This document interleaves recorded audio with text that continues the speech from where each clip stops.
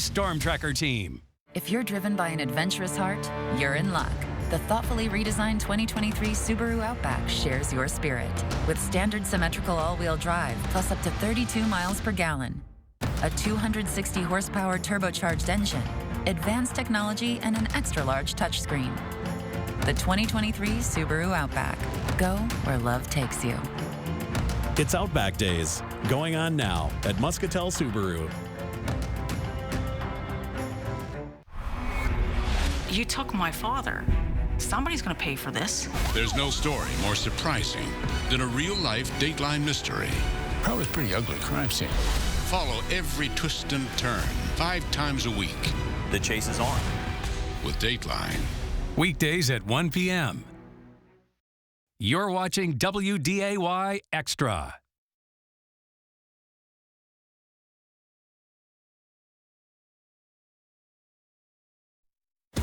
Hot Mic with Dom Izzo. Really?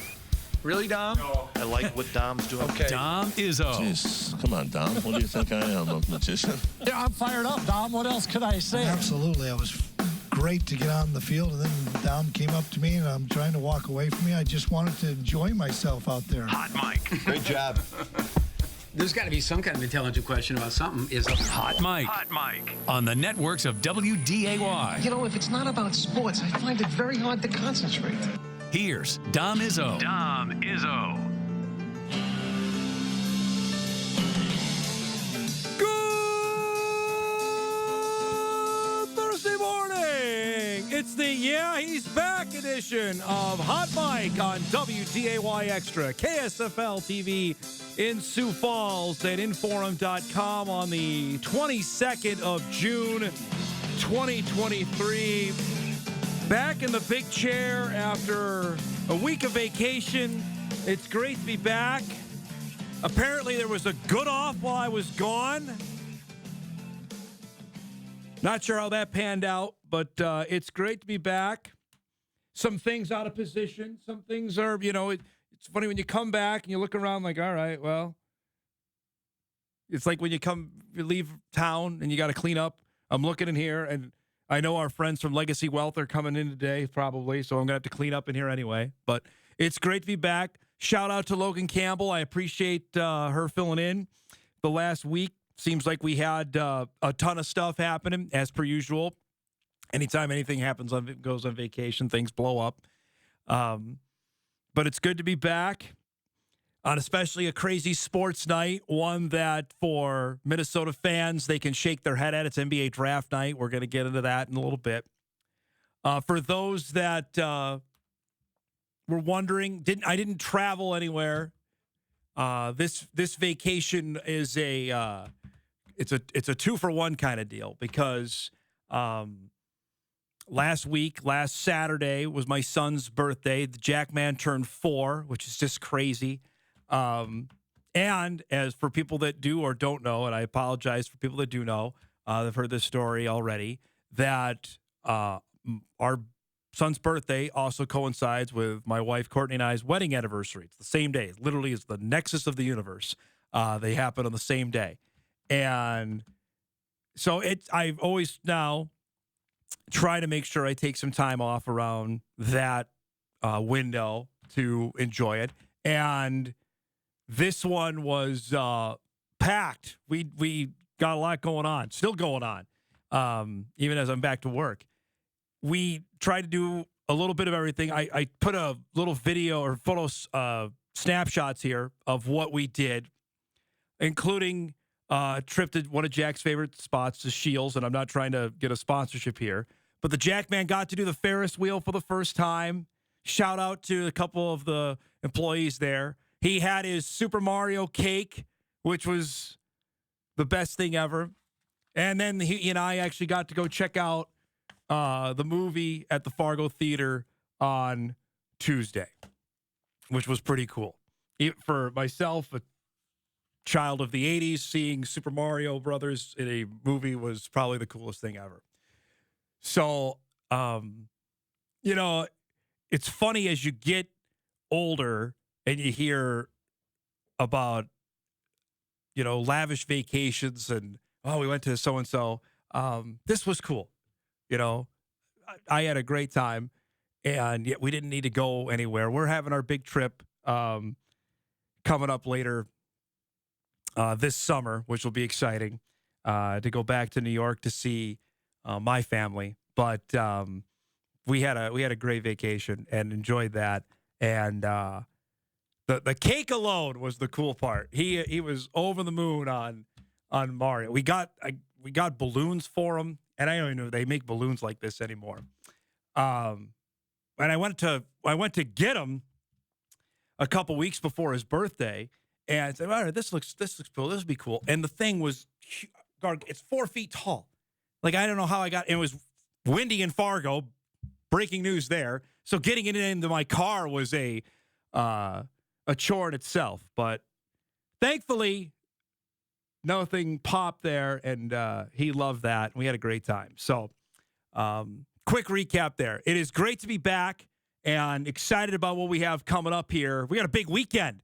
Live TV sports back on WDAY Extra beginning tomorrow. Actually, our show will be live out at Moorhead Country Club tomorrow for the Red River Amateur. Starts of 3 days of coverage. Looks like we're going to be fighting the rain the next couple days, invariably so, after having whatever it is, 3 weeks without any precipitation. Of course, we're going to start a live tournament, and weather will be in the mix. But we're excited about that. Going to be out there tomorrow and bring you coverage over the next 3 days on Friday, Saturday, and Sunday to wrap up the weekend. So that'll be fun, and looking forward to that coming up tomorrow. We got lots to dive into. I'm not even sure where to start. The Twins stink.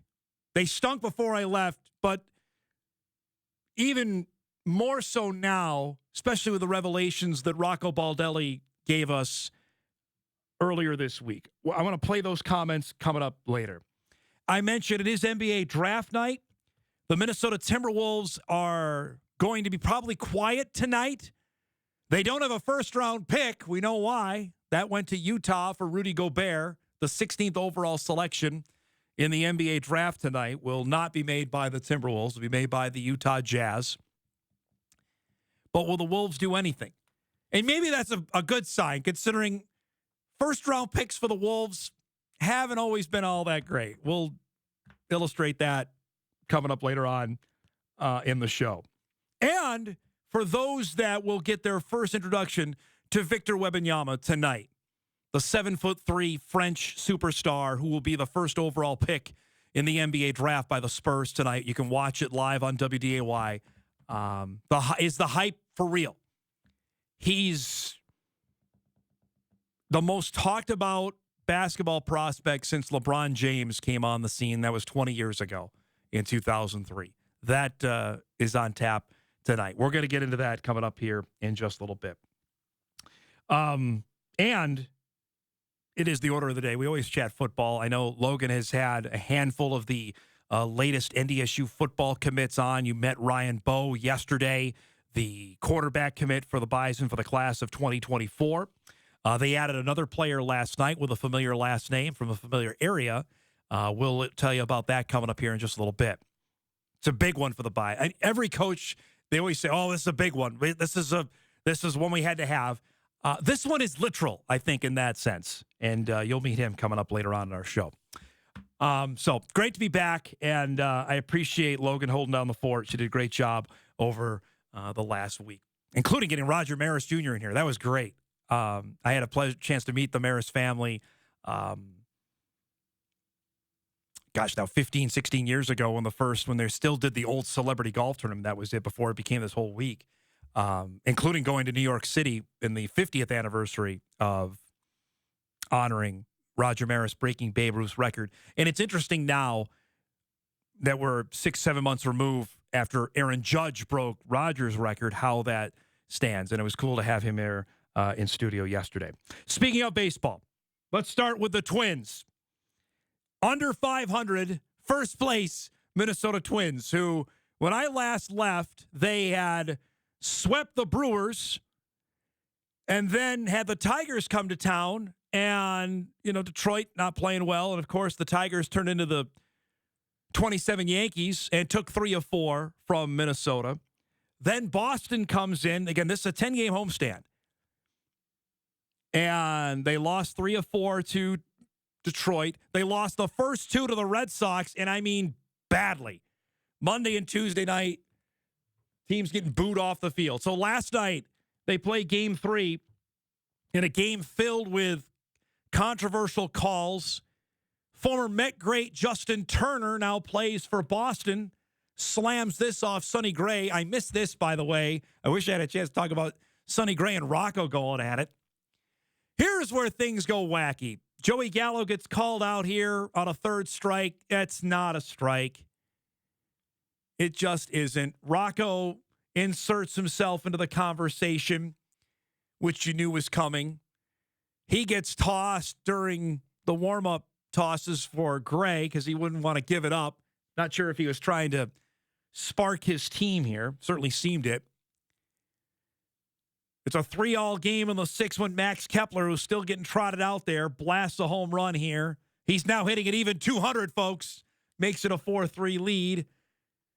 They give up the lead, though, as Duran gives up this base hit off the bat of Tristan Casas, who ties it at 4. We go to the bottom of the 10th. Kyle Farmer up with a chance to win it and hits a line drive to center. That will score Willie Castro with a game-winning run, a badly needed win for the Twins. 5-4 the final. Though they're just a game under 500 with a win last night. You see the stat line here. Boston had come in winners of 6 in a row. The Twins lead the majors with walk-off wins. You would not have expected that. It's their 37th win of the season.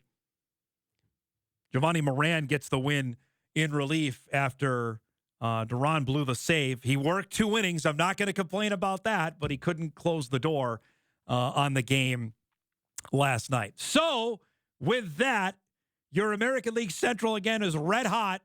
Things are tightened up. Minnesota now is just a game up on Cleveland.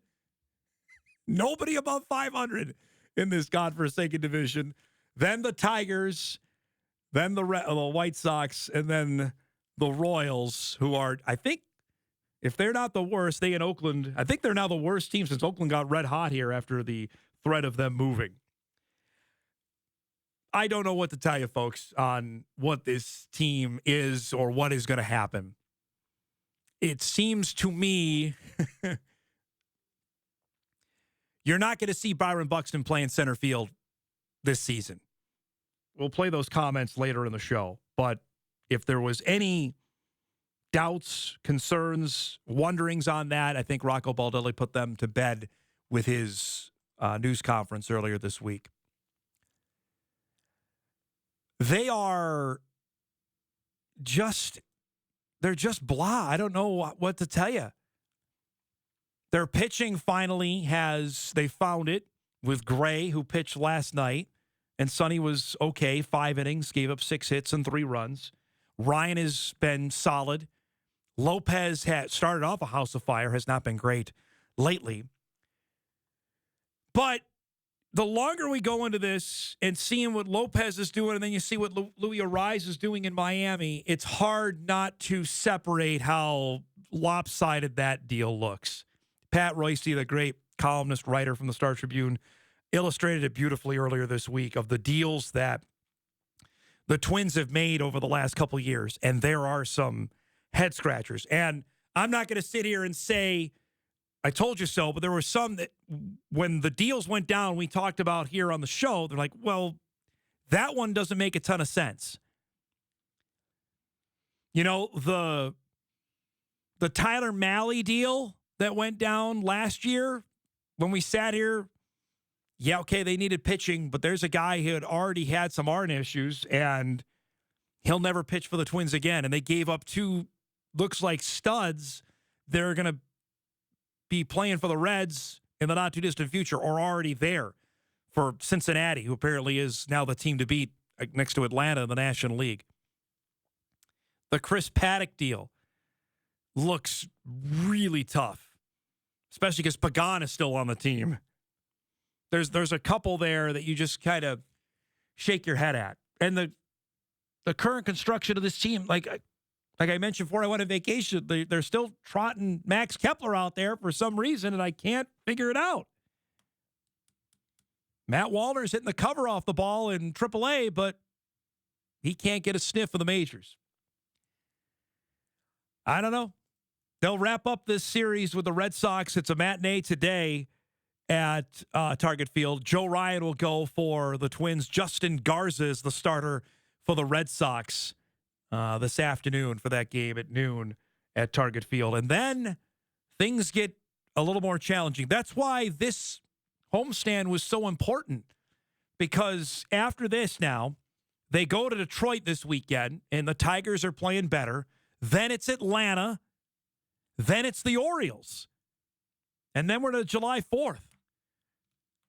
I'm here to tell you, the Braves and Orioles are two of the best teams in baseball right now. So I don't know if the record is going to get much over 500 or could get well below 500 the way they're scuffling right now. We'll see. It's I don't know what they do between now and the deadline, which is a month away, of what they do with this baseball team.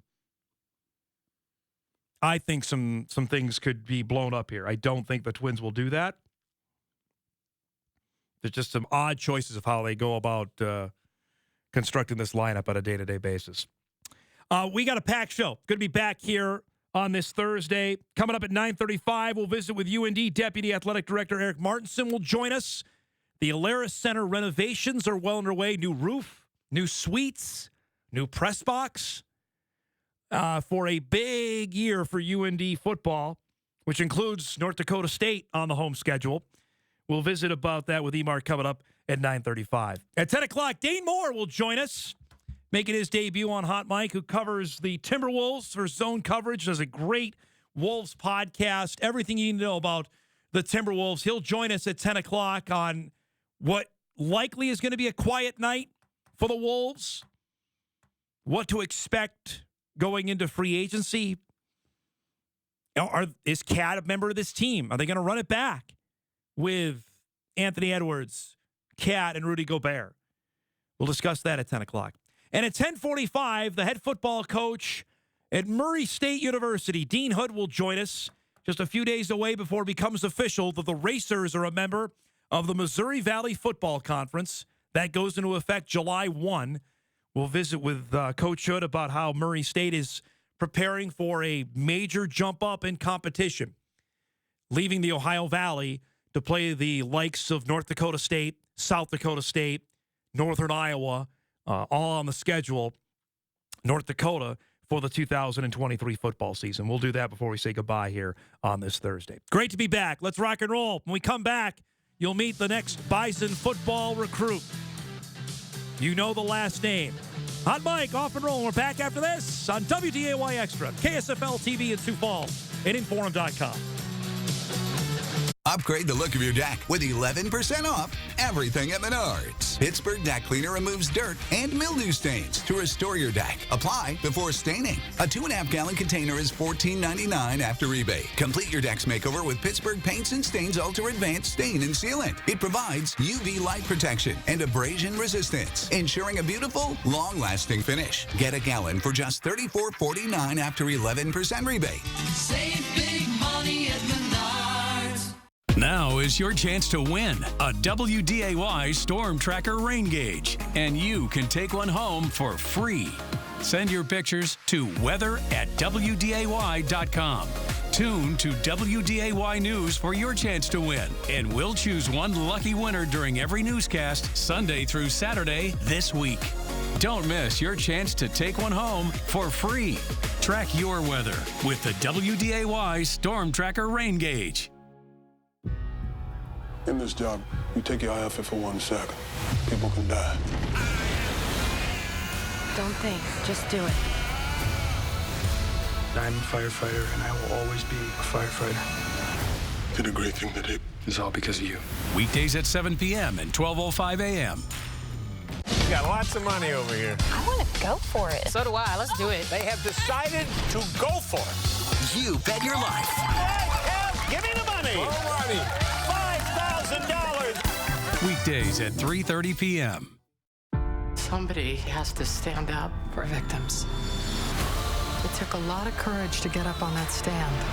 I promise you, I'll protect you. Weekdays at 12 p.m. A game without a crowd is just a scrimmage. A performance without an audience is just a rehearsal. Without your presence, high school sports and the performing arts aren't possible. Ensure that these essential extracurricular activities continue to enrich the lives of students in North Dakota.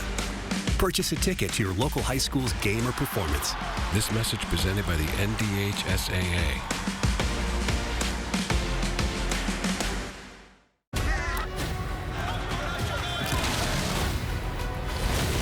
Insanity. 911, what's your emergency? I'm Tyne Morgan, host of U.S. Farm Report. Join me right here each weekend as we explore the news and issues that matter most to agriculture. We know each year farmers and ranchers are thrown challenges, but as agriculture continues to adapt, we are right there with you. From markets to weather, we take a deep dive into what matters most to agriculture and rural America. Saturdays at 6 a.m. Today, 1 in 5 working-age Americans has a mental health condition. People in all types of jobs and at all levels. And the key to helping us succeed is a supportive and inclusive workplace. All of us have a role to play in making that happen. So what can I do to help? As a CEO, I can set the tone for supportive culture. As a manager, I can offer assistance and accommodations. As a coworker, I can listen and be a source of support to my colleagues. As someone with a mental health condition, I can ask for what I need to perform my best. I can offer all employees the supports they need to deliver on the job. For the team and for the business. What can I do? What can I do? What can I do? I can remind others that we all benefit from workplaces that promote good mental health. Mental health-friendly workplaces are more important than ever. And all of us have a role to play in promoting them. Learn more at whatcanyoudocampaign.org.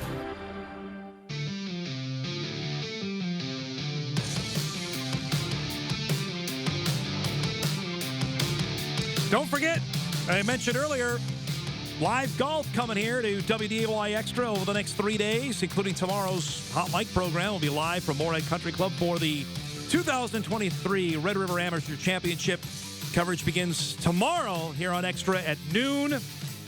All 3 days will be on the air at noon. Noon to 3 tomorrow, noon to 5 on Saturday, and then noon to whenever we wrap up on Sunday. Hopefully Mother Nature won't affect it too much, but it looks like something's coming, and we're excited about that. So we'll be on the air tomorrow from MCC, beginning with Hot Mic tomorrow, and then our live coverage of the first round begins at noon, and both defending champions are there. We got a cast of thousands. They're going to be there.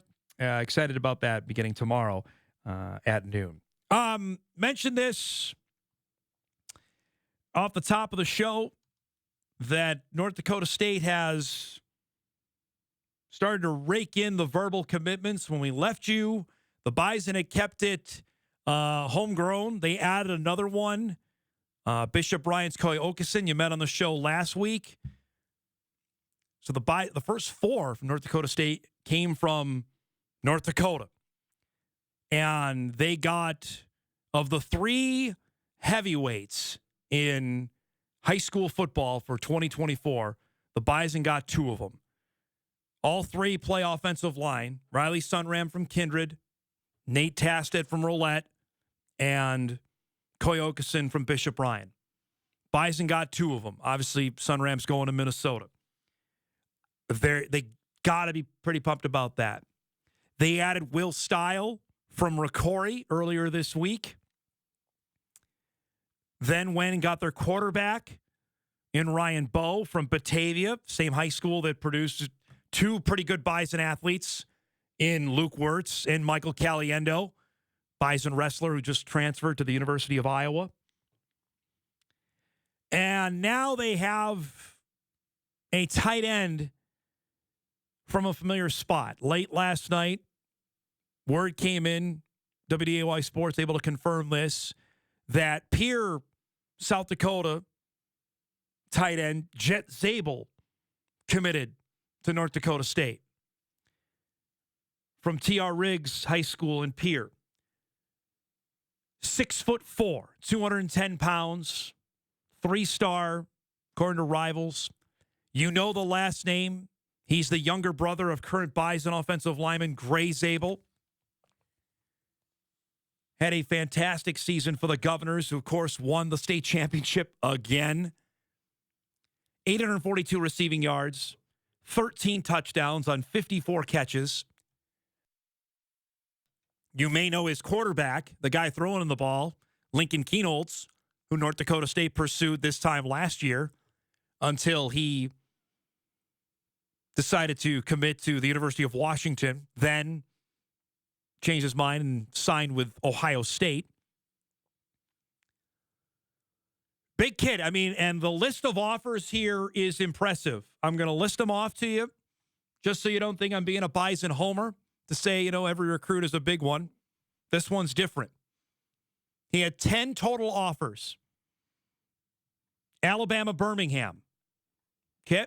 Coastal Carolina, Ball State, Western Michigan, Memphis, Army, okay? These are not Wyoming's in there. Pitt was in there. Pitt was his first offer. That came in the beginning of March. He had 8 FBS offers, 2 FCS offers, South Dakota and North Dakota State. His family it's an amazing bloodline. We've actually had Mark, the dad, on the show, a couple springs ago when Gray was going to get his first collegiate start. And now Gray has started, I think he started, the last 5 games of last season after Mason Miller went down. Zabel was the starter at right tackle to wrap up the Bison football season. Gray's going to be a starter on the offensive line in 2023. It's just a matter of where. It seemed funny because as I did the countdown on my Twitter account, yesterday was number 73, 74 was on Tuesday. That's Zabel's number. 2 days later, his bro is committing. That's a big deal for the Bison. It really is. When they're beating schools like that, and that's the kind of schools that they want to be in the conversation with. A Pitt, a Memphis, a Ball State, a Western Michigan. Those are the ones that they feel like they are in that conversation. Pitt, maybe not. Pitt and Memphis are pretty good. That's an ACC. We're talking Power 5 there. I understand Pitt may not be what they were, especially when I was growing up in football, but that's heady stuff. That's pretty good if you're beating a Power 5 there. Western Michigan, Ball State, they have beaten the MAC before. But Memphis plays in the AAC. That's a big win there. The AAC, they think, is right below the Power 5. 2 sources I talked to were extremely excited. This is like beyond the normal level of commitment hype, and that's no slight to the other guys. I think Okeson, they were really pumped on as well. Okeson, as we well know, had a Nebraska standing offer. I think the Gophers were sniffing until they got the kid from McWanago, Wisconsin. They got the top player out of Wisconsin, did the Gophers, which is eye-opening. Saw that while I was on vacation for the class of 2024. This is a biggie, though, especially considering the teams that were swirling out there. So the level of excitement was a little different on that than the other ones that had come in. And obviously, the family connection is a huge. You look at the brothers on the Bison football roster. It is numerous. You know, we could do at least 2 pages worth of brothers that have played in the Division I era here, from the Volsons, the Lance brothers, the Williamses now that are there, the Kubises, You can go on and on here of the list. The Zens now are paired up together. I don't think you can underestimate what that kind of connection means. And I'll throw this in. This is in this. Say whatever you will on it. I had a coach tell me this, about 5-6 years ago. Told me invariably, and there's no scientific research on this, but typically the younger brother, the youngest, is the more athletic or the most athletic of the familial connections. Now, I don't want to go and start anything here, but if you were to let's just look at the Volsons, I think that's accurate. Now, granted, there's younger ones coming, so I don't know. But Cordell was certainly, and Tanner was an athletic freak, but Cordell certainly had the edge there. I know I've seen the Zens up close. Hunter's a pretty good athletic player. Caden's coming. We'll see. I think both of them are going to play some football for the Bison this fall. The Lance discussion, I don't know if I'm willing to go there. Trey's a heck of an athlete. Bryce, we've only seen a little bit of. So that theory may get thrown out there. It may not hold water. But I had a coach tell me that, just watch, the youngest is normally the better of the athletes. On the Zabel fan, all three of them are playing Division I sports. The oldest is a pitcher at Texas State who went to the NCAA tournament last year. Obviously, Gray is in the middle of, which is crazy, he's about to become his senior year at North Dakota State. Wrap around around that. Granted, he still has 2 years of eligibility after this season. And then Jet, who coming through the pipe, pretty good. So our plan is to actually speak with him today, and anticipation he'll be on the show tomorrow. That is our hopes for visiting with him. But that is the latest Bison football commit out of Pierce, South Dakota. That team, I don't know if they'll ever lose. They've won 6 consecutive state championships in the big class in South Dakota. We're due for a break. We come back. Some major changes going on up at the Alaris Center this summer in anticipation of a new football season. Erik Martinson will join us when Hot Mike returns on a Thursday morning. We're back right after this.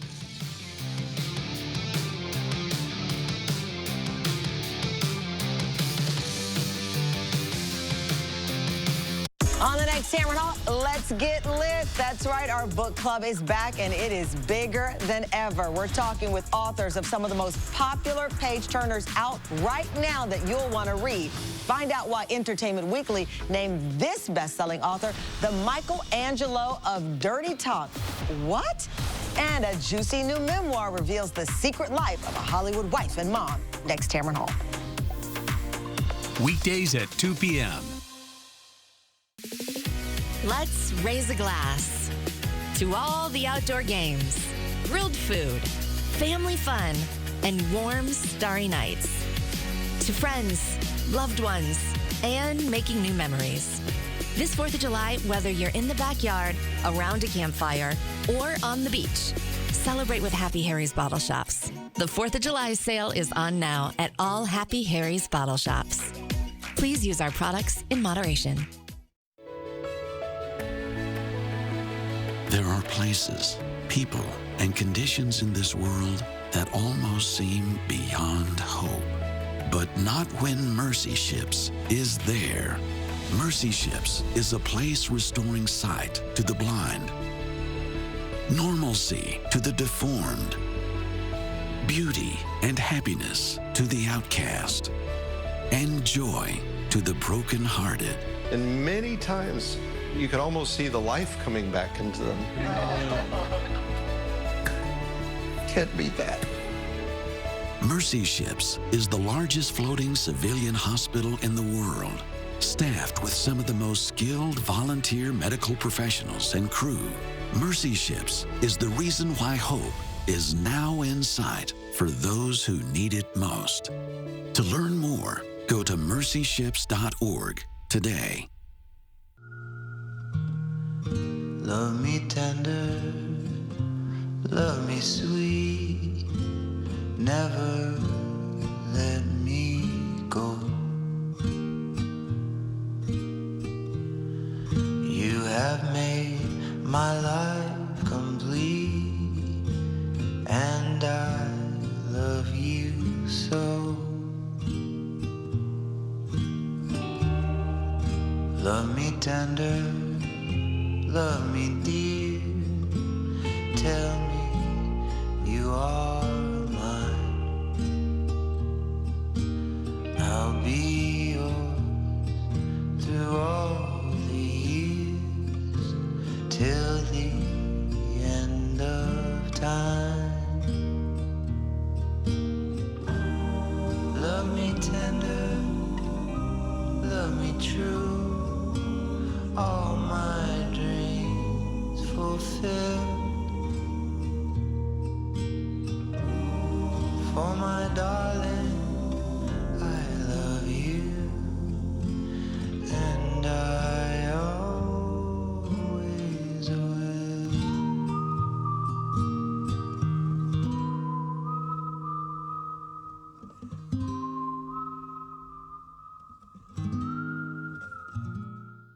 The Red River Amateur Championship is coming to you live from the Moorhead Country Club, Friday, June 23rd through Sunday, June 25th.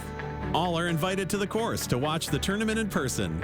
Follow your favorite golfers or watch on the big screen in the alley with food and beverages available. Can't make it to the course? Watch live all 3 days on WDAY Extra and streaming at Inforum.com. The Red River Amateur Championship live at the Moorhead Country Club, Friday, June 23rd through Sunday, June 25th.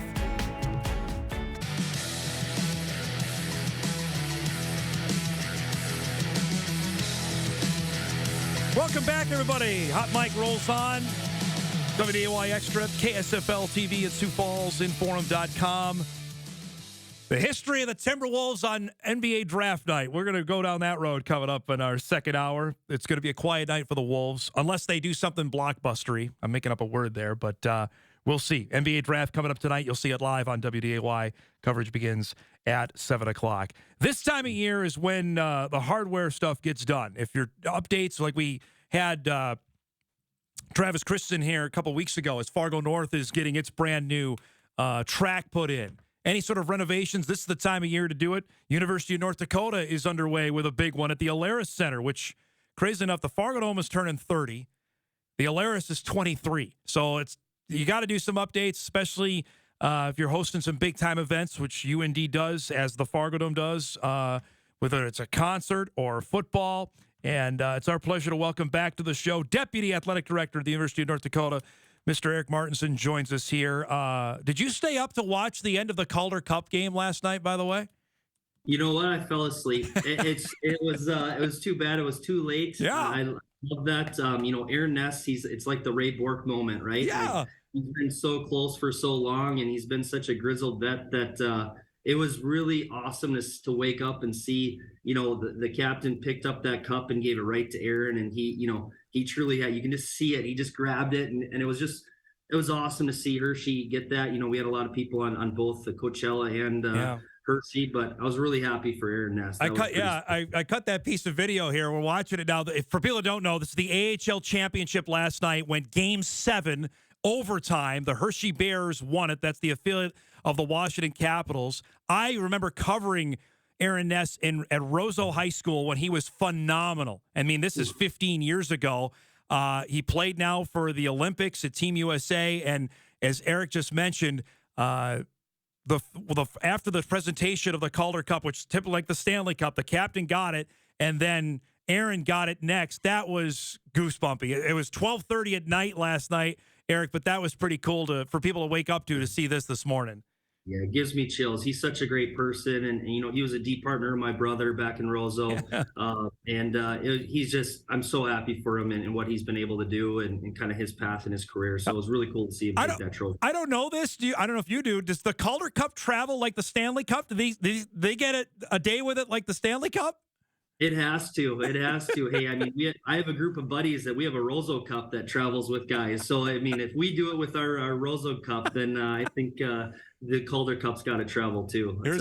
Sure, they're drinking something out of it. Here's the piece of video now. That's Ness with it. That's pretty cool.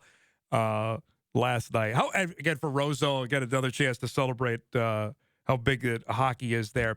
It's great to see you. I appreciate you doing this on short notice. for people that are driving by on 29, they can see people on the roof of the Alaris. Give us an up. What's going on? How long has this been in the works of renovation up at the Alaris? Yeah, I think, the Alaris Center, one of the cool things at the University of North Dakota is some people say, geez, you don't own your own buildings. That's kind of weird. Like that's got to stink, right? Like I flip it right back and say, no, it's an awesome opportunity. Like us not owning the Ralph, us not owning the Alaris Center, but having amazing relationships between the two, it gives us the ability and the opportunity to do a lot of amazing things. The Alaris Center being the structure that it is with the Alaris Commission, owned by the city, run by OVG 360, it just gives us the ability to really do some amazing things with how they're running that building. It's a football stadium and home to UND football, but it also has concerts and so many more events to it. That's pretty neat that they have a capital improvement plan that we sit on. Bill, Chad Cardhauser, myself, we sit on that commission and we see that capital improvement plan that they have, and it's well thought out. It's figured out through the city and the commission and things like that. So yeah, a $10 million project with the Alaris Center that will totally benefit us on game day, but it'll benefit the concerts and it'll benefit the other things that they have there. So it'll benefit the community asset piece of it too. But just to, it's a 23-year-old building. Like that's, it's getting up there, right? So roofs seem to be a hot topic, and there's some leaks and there's some things that they need to do, but it's not just like, when you have, spend money on a car, you want to see it kind of, okay, well, what did that do? Sometimes when you have to, fix something, sort of like a roof, you're not going to know the difference, but, that's important for these buildings. And I think that's a big one. The suite level renovations, I think, I've already seen some of those renovations. They're kind of doing it piece by piece as they have events throughout the summer, but it's going to really give you kind of a wow factor with those new seats and kind of lighting up the paint and just doing different things with the fridges and things like that. The press box and the coaches boxes, I think is well thought out. I think their schematic room at the end, Anna Rosberg and Derek Hofford and their team are done a phenomenal job of just thinking through how is it going to benefit, that game day experience or that concert experience or things like that.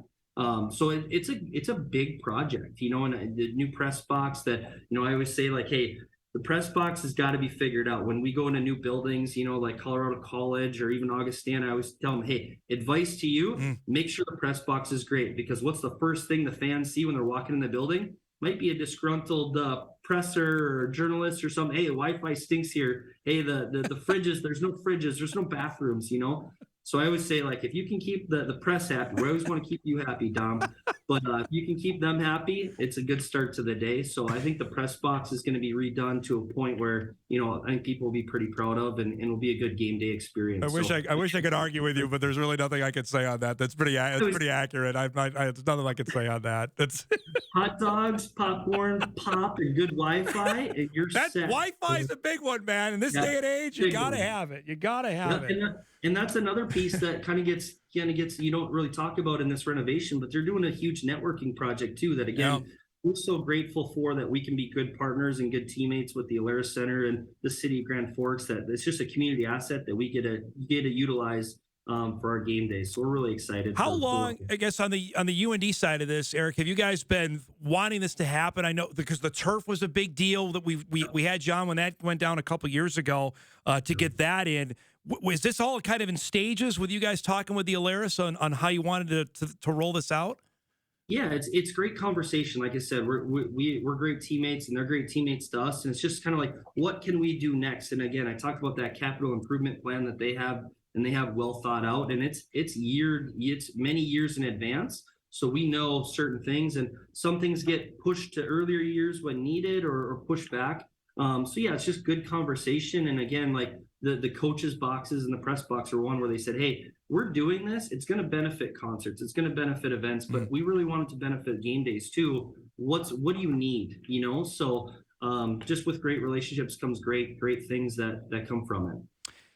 I know I visited with Bill Chaves about this at the Summit League basketball tournament back in March, how big a year this is for football because of the extra home game. You have not had that in the Division I era. How big a deal is that, Erik, to have an extra Division I and for the next couple of years to get this on for the next 2 years?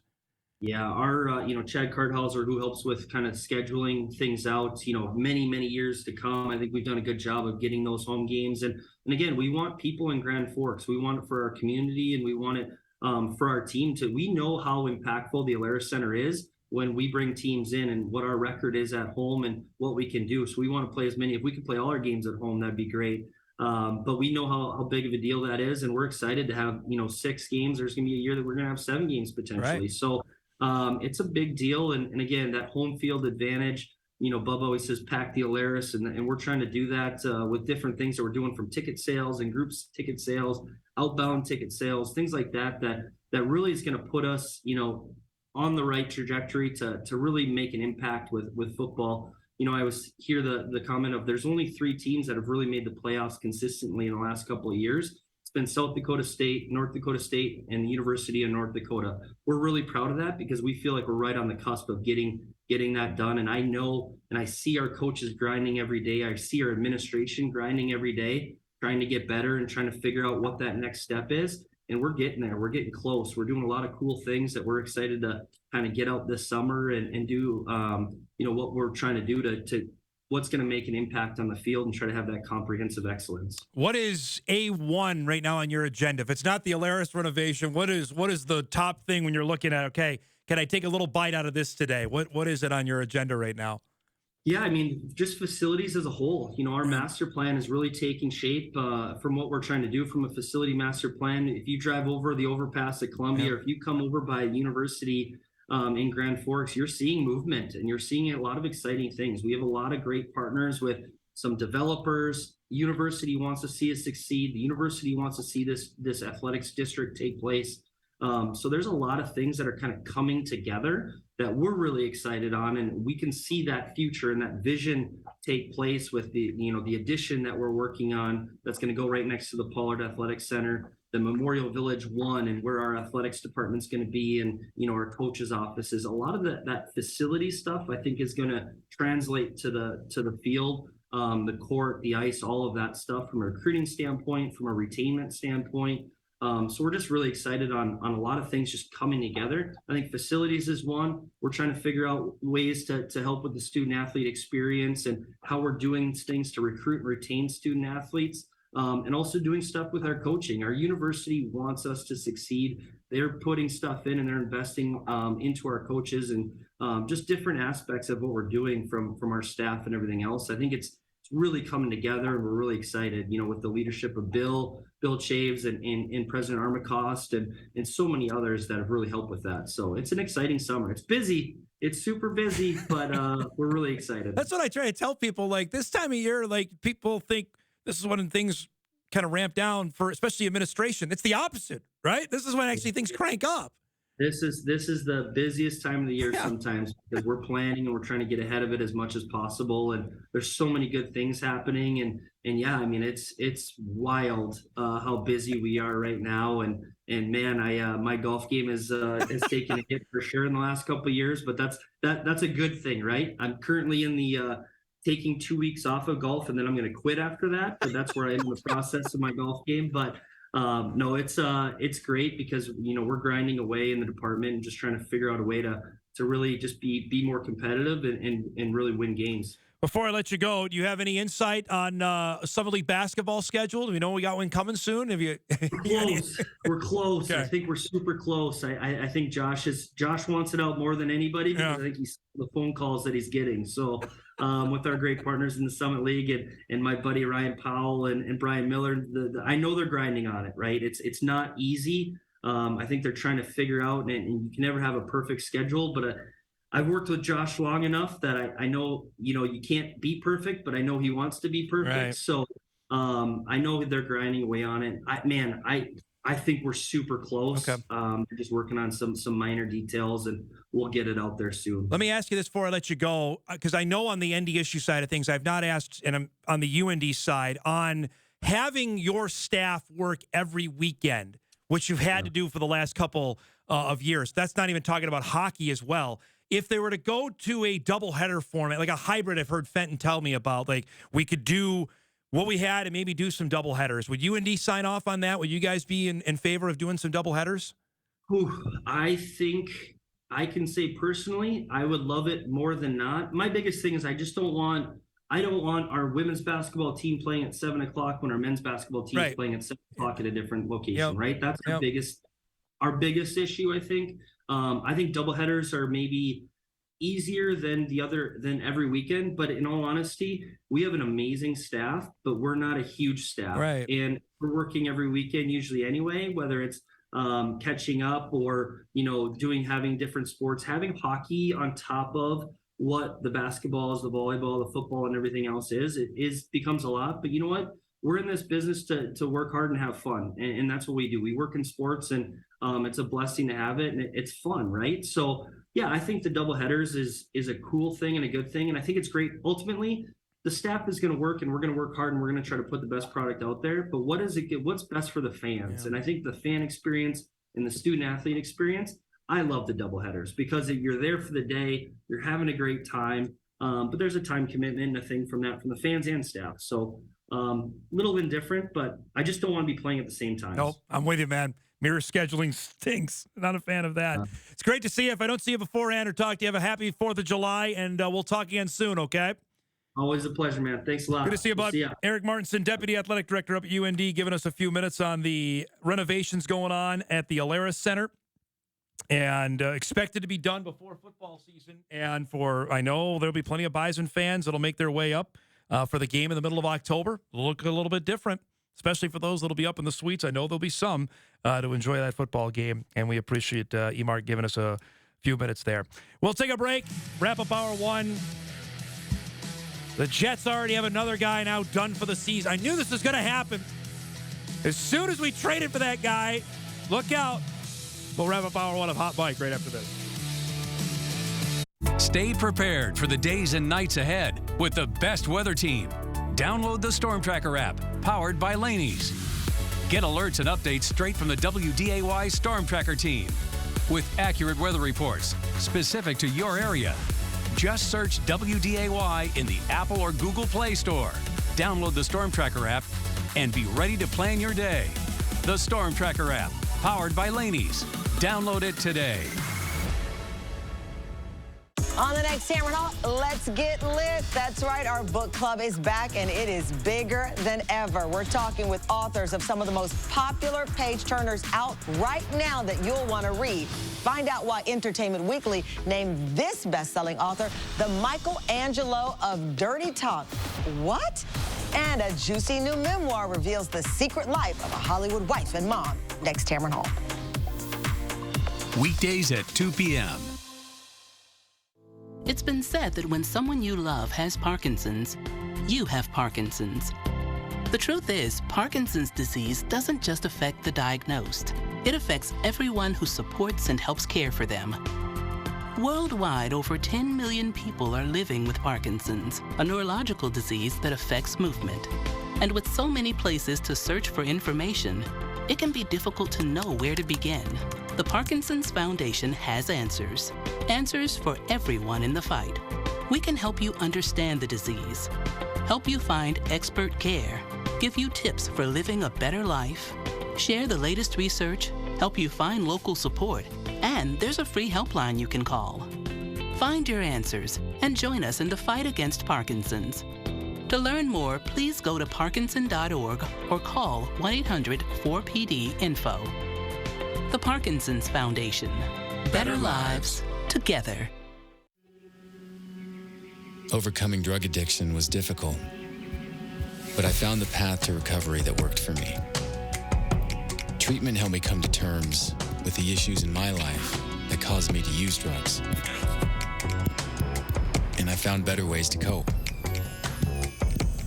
Learning I had a substance use disorder helped me realize I needed to make a change.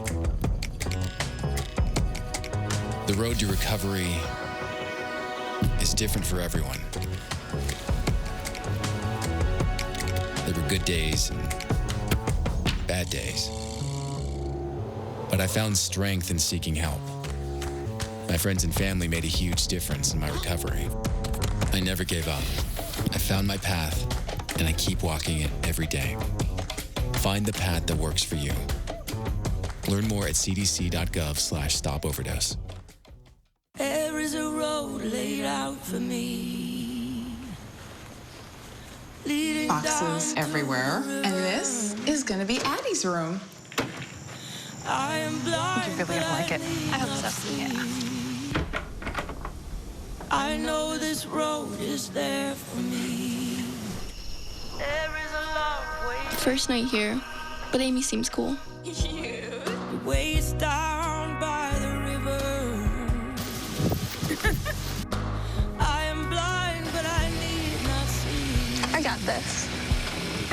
I know how long it's there for me. Okay. If I'm really free, take me down to the river and wash me. Oh.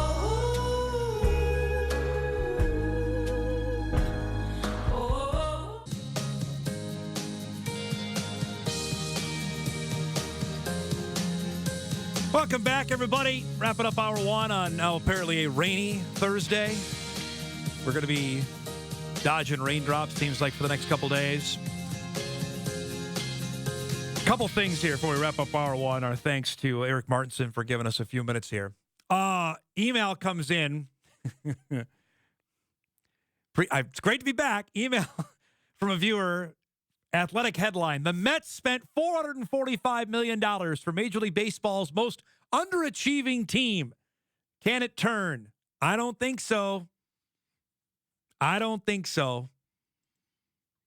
The New York Mets stink. I said this before I went on vacation. Nothing has changed in the week I was gone. The Mets are 6 games under 500. If they were playing in the American League Central, they would still be in... They would be in third place. Tells you how bad they are. They spent $500 million on a team that can't even... Oh, man. And then I got this news. Adam Schefter tweeting out before we went to commercial. The Jets safety Chuck Clark, who they traded for from the Ravens, suffered a torn ACL and is out for the season. Sources said following an MRI. Clark, who the Jets traded for, also received a second opinion. This explains the signing of veteran defensive back Adrian Amos, who fills the void. I had a viewer come up to me as we were getting ready actually to go into the Fargo Theater. Second time this has happened. Different person. What do you think about your quarterback? Another Packer fan. Well, I'm like, I don't know. He got to be healthy, or else this is all for naught. We've gone down this road before. A lot of people on the wanting to know on the Jets' reaction to Aaron Rodgers, because there's not a lot of Jet fans in this part of the world. Understood. I don't know. Lastly, before we go to break, I don't know, Erik, did Logan do the Detroit Lions stuff yesterday? Do we know that? Okay. Yesterday, the Lions... We have to do our usual helmet or uniform update. The Lions unveiled a new alternate helmet for 2023. Remember, this year the NFL has signed off on either using the old school helmets or alternate one. And they debuted an alternate look yesterday. And it's pretty good. I've had a chance to look at it. We can put it up on our computer here. It's not bad. It's the old school Lion logo on a different colored matte helmet. Here's where it looks the best, honestly, with the all gray look right there with Aiden Hutchinson. That actually makes those anthracite, whatever the heck they are, a heck of a lot better. That's not bad. They actually have announced they're going to wear those against the Vikings, probably in the game where they eliminate the Vikings from the postseason, the final week of the season in Week 18. Those aren't bad. Those aren't bad. There are some that are bad. That's pretty cool. I'm on board. The Lions colors are cool. I don't know if they wear the Hawaiian blue pants anymore on the road, like the white tops with the blue pants. That's a good look. That one's better. That's a cool looking helmet. So we give that one a thumbs up on Hot Mic. That's pretty good. We'll take a break. We come back. It is NBA draft night. What are the Minnesota Timberwolves going to do tonight, if anything? Are they in the trade market for Cat? Dane Moore will answer those questions and a heck of a lot more. And we start hour 2 of Hot Mic on a Thursday morning. We're back after this. They are wonderful children, and they really are clueless in the bathroom. Welcome to the Modern Moms Club. Julie Bowen comes clean with a new gig inspired by her 3 sons. He didn't know you were supposed to rinse conditioner out of his hair. Plus, a taco night inspired by John. Ta-da! And the First Lady of Fitness, 96-year-old Elaine Lelaine. You are my hero! Next to Rachel. Weekdays at 3 on WDAY. Send your weather-related photos or video to the WDAY Storm Tracker team. Contact weather@wday.com or share them with us on Facebook and Instagram. Keeping an eye on the sky. The WDAY Storm Tracker team. Thanks for buying a fishing license. What the? I know, but listen. I want you to picture all of the great things this simple purchase does. Like building public boat ramps, keeping local waters clean so families can fish and swim, and maintaining a healthy fish population. What's Mom doing? It also provides fishing education and activities for the kids, and funds long-term plans to protect our lakes and streams. Wow. Wow is right. Did he? When you buy a fishing license, you do a lot, because every dollar from a license purchase protects and maintains your local waterways for future generations to enjoy. Learn more at takemefishing.org. Sorry, I'm out sick again. I just can't shake this fever. Spread by mosquito bites, West Nile virus is found in nearly every state across the country. Elena had another asthma attack. She's really sad to miss school again. Asthma, a leading chronic illness among children and youth in the U.S., can often be triggered by allergens from household pests. Hi, Chief. I finally got a diagnosis. It's Lyme disease.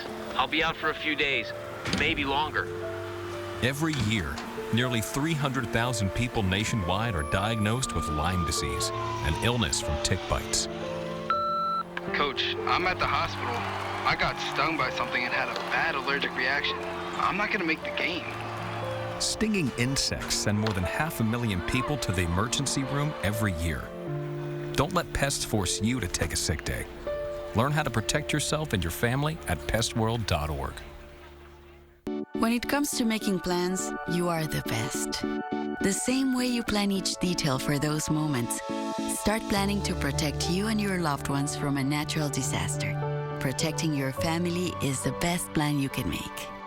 The Red River Amateur Championship is coming to you live from the Moorhead Country Club, Friday, June 23rd through Sunday, June 25th. All are invited to the course to watch the tournament in person. Follow your favorite golfers or watch on the big screen in the alley with food and beverages available. Can't make it to the course? Watch live all 3 days on WDAY Extra and streaming at inforum.com. The Red River Amateur Championship live at the Moorhead Country Club, Friday, June 23rd through Sunday, June 25th. Are you a great pie baker? If so, we'd like to consider you for the second annual Home of Economy Grand Forks Herald Pie Bake-Off, a 16-person tournament that seeks to find the best bakers in the greater Grand Forks region. Last year's winner took home $1,000. Will you be the next champion? The award-winning Pie Bake-Off will begin in August and will be judged by a panel that includes professional chefs. To be considered, send an email to pie@gfherald.com or call 701-780-1100.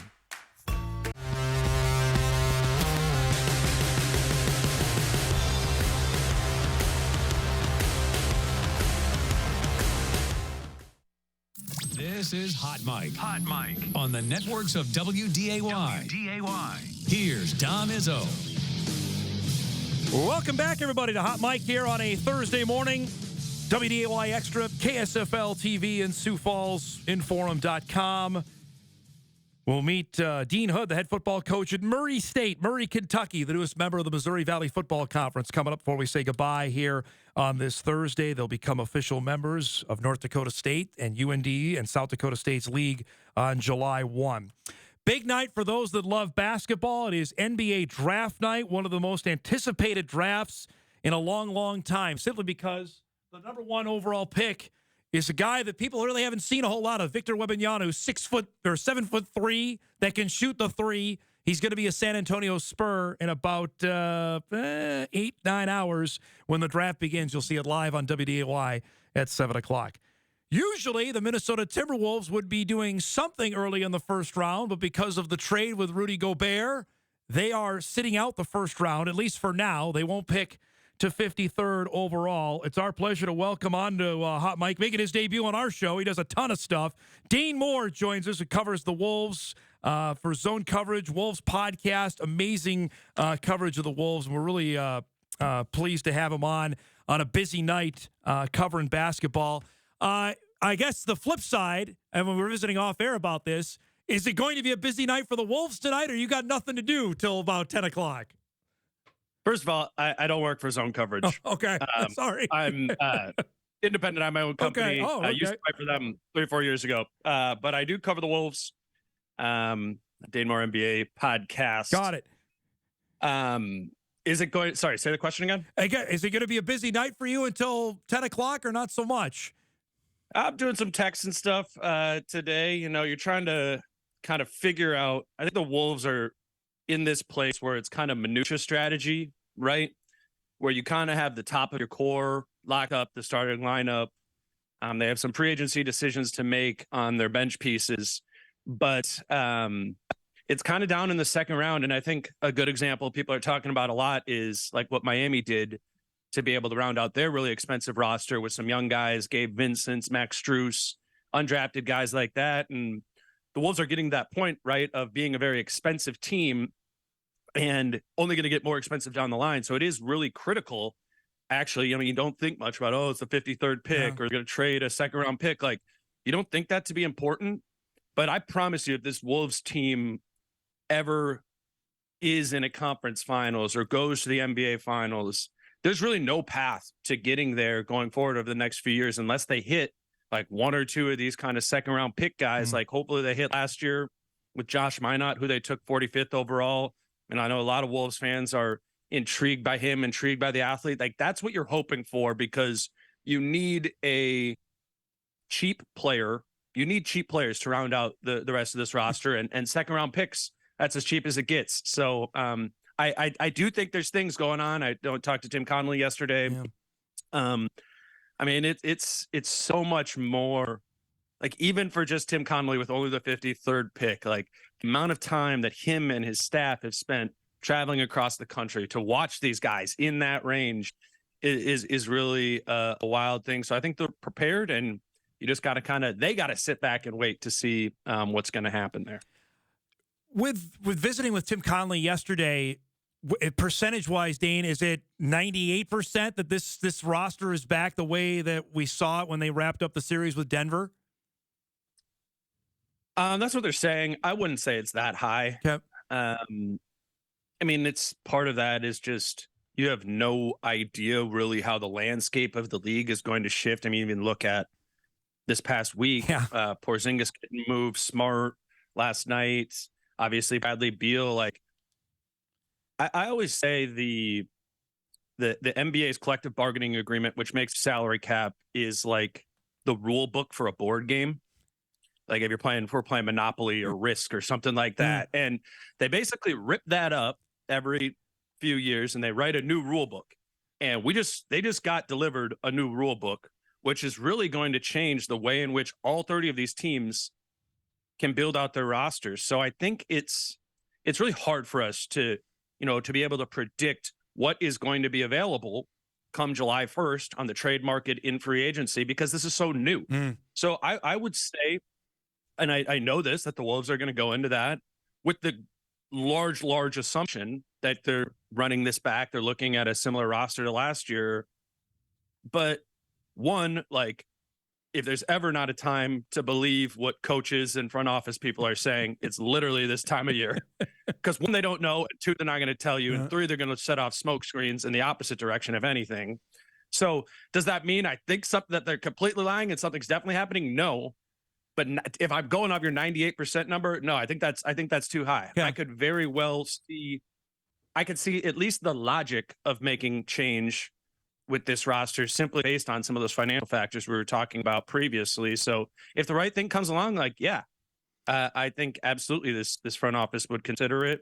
But more likely than not, we're looking at that same starting five, and they're running it back. And the question marks lie with starting first and foremost with Naz Reid. That's my next question. I mean, how high are the Wolves on wanting to get Naz back? And obviously, watching him play, especially the time at the end of the season prior to he broke his wrist, he was great. Mm-hmm. But he wants to get paid as well. What are the likelihood of this can work out a deal here? I know now with the salary cap going up for this upcoming season. Yeah, I think there's a window in there to be able to bring Naz back. He's going to go test the free agency market, kind of. And I think the Wolves have reason to believe that they can go up to 10, 11, 12 million. And I think that's probably about what his market is going to be.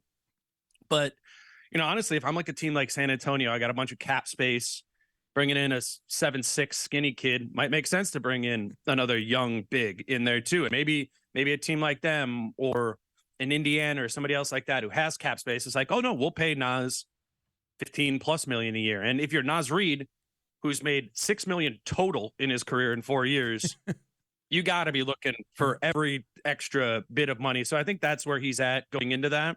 I do think this is kind of in the weeds, but we got the new salary cap numbers yesterday. I think there is a path in which the Wolves can bring back Naz Reid in that kind of $12-13 million range while also keeping the rest of this roster intact, at least for this year. And personally, I think that makes sense to do because even if it's a year down the line, I think it makes sense because a year down the line, you might need to trade Rudy Gobert or Karl-Anthony Towns, right?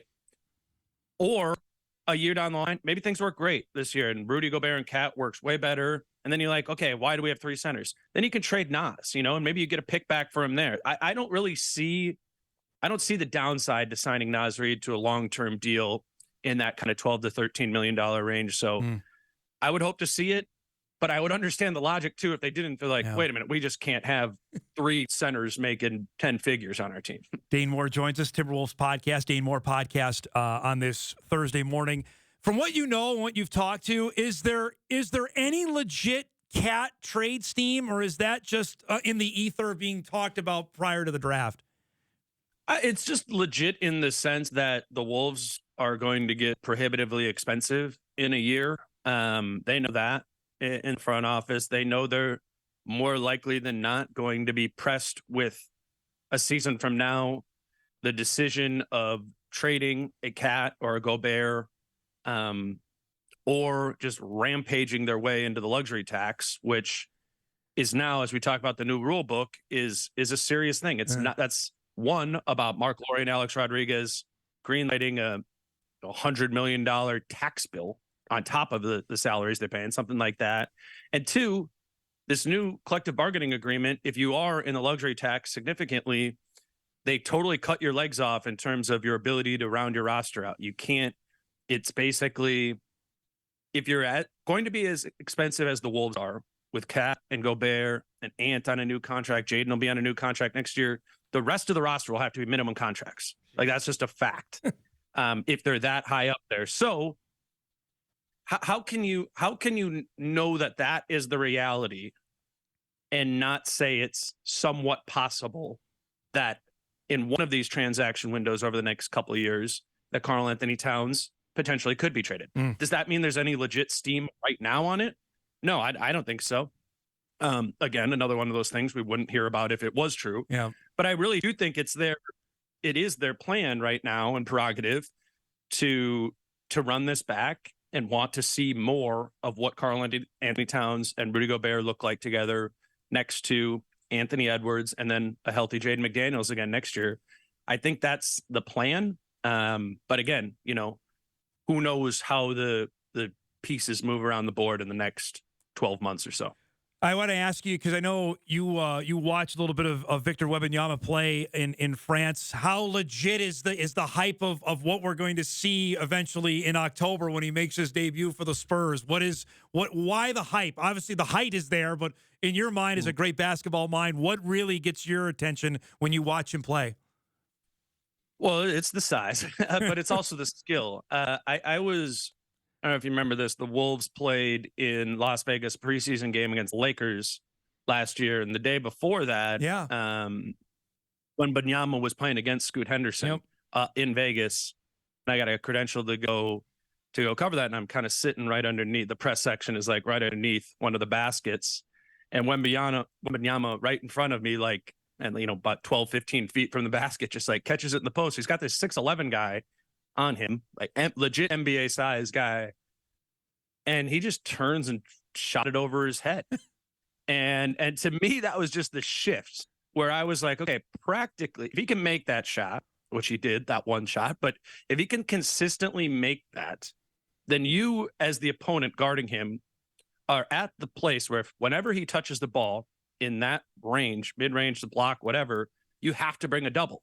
And I think that completely, particularly in the NBA today, with spacing around him on the floor, I think what's being underrated about him is what he's going to be able to do for his teammates around him as a passer, as just a magnet there. And obviously that's on top of the main thing, which is he should be a transcendent rim defender and just overall defender in that sort of way. But it's the cool thing to me about it is just he's the like emblem of how kids are being raised in basketball today compared to, when we were growing up playing basketball. Like if you were a tall kid at all, and I'm like 6'3", like I was from like 6th grade on, they're like, nope, you're just on the block. Like you're never shooting, you're never doing anything. You're like, that's it. Like stand by the basket.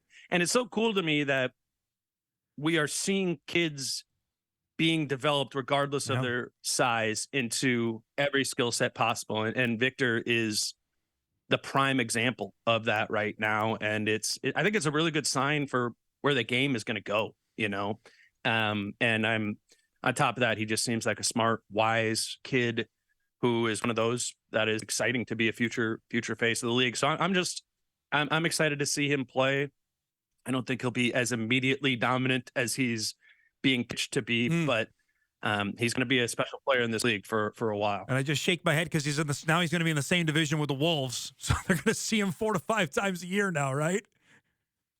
That's true. Hey, that'll be fun. The Wolves got a big center that can shoot too. But I saw when I was at that game, Rudy Gobert was at the game too, right? Because the Wolves were there and they took a picture together next to each other. And like, I think since I've been covering the Wolves, Rudy's the tallest player I've covered, and it's just like insane looking up at him. And him, like Victor, made him look small. That's crazy. Like. Legit 4 or 5 inches is what it looked like standing next to each other. You really can't undersell how big and lanky this kid is. It's really unprecedented.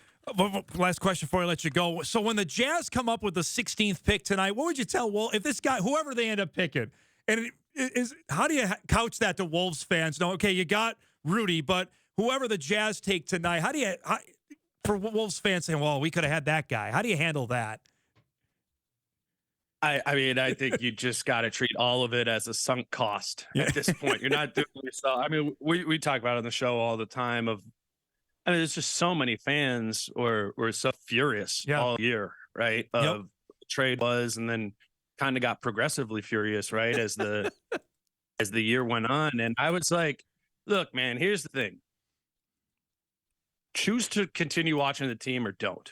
Because if you're going to, every one of these times, right, every time, what's the 16th pick going to be? What, like, if that's going to kill you, if you're going to be like gnawing on your cheek based on what happens with the 16th pick, like, man, pick a different team, and I hate that. I hate that for Wolves fans, but it just seemed to get to a point so much this year where it was like, it hurt to watch and follow the Timberwolves. I mean, odds are at least it's just the 16th pick. I mean, things could have gone way worse. It could have been in the lottery. True.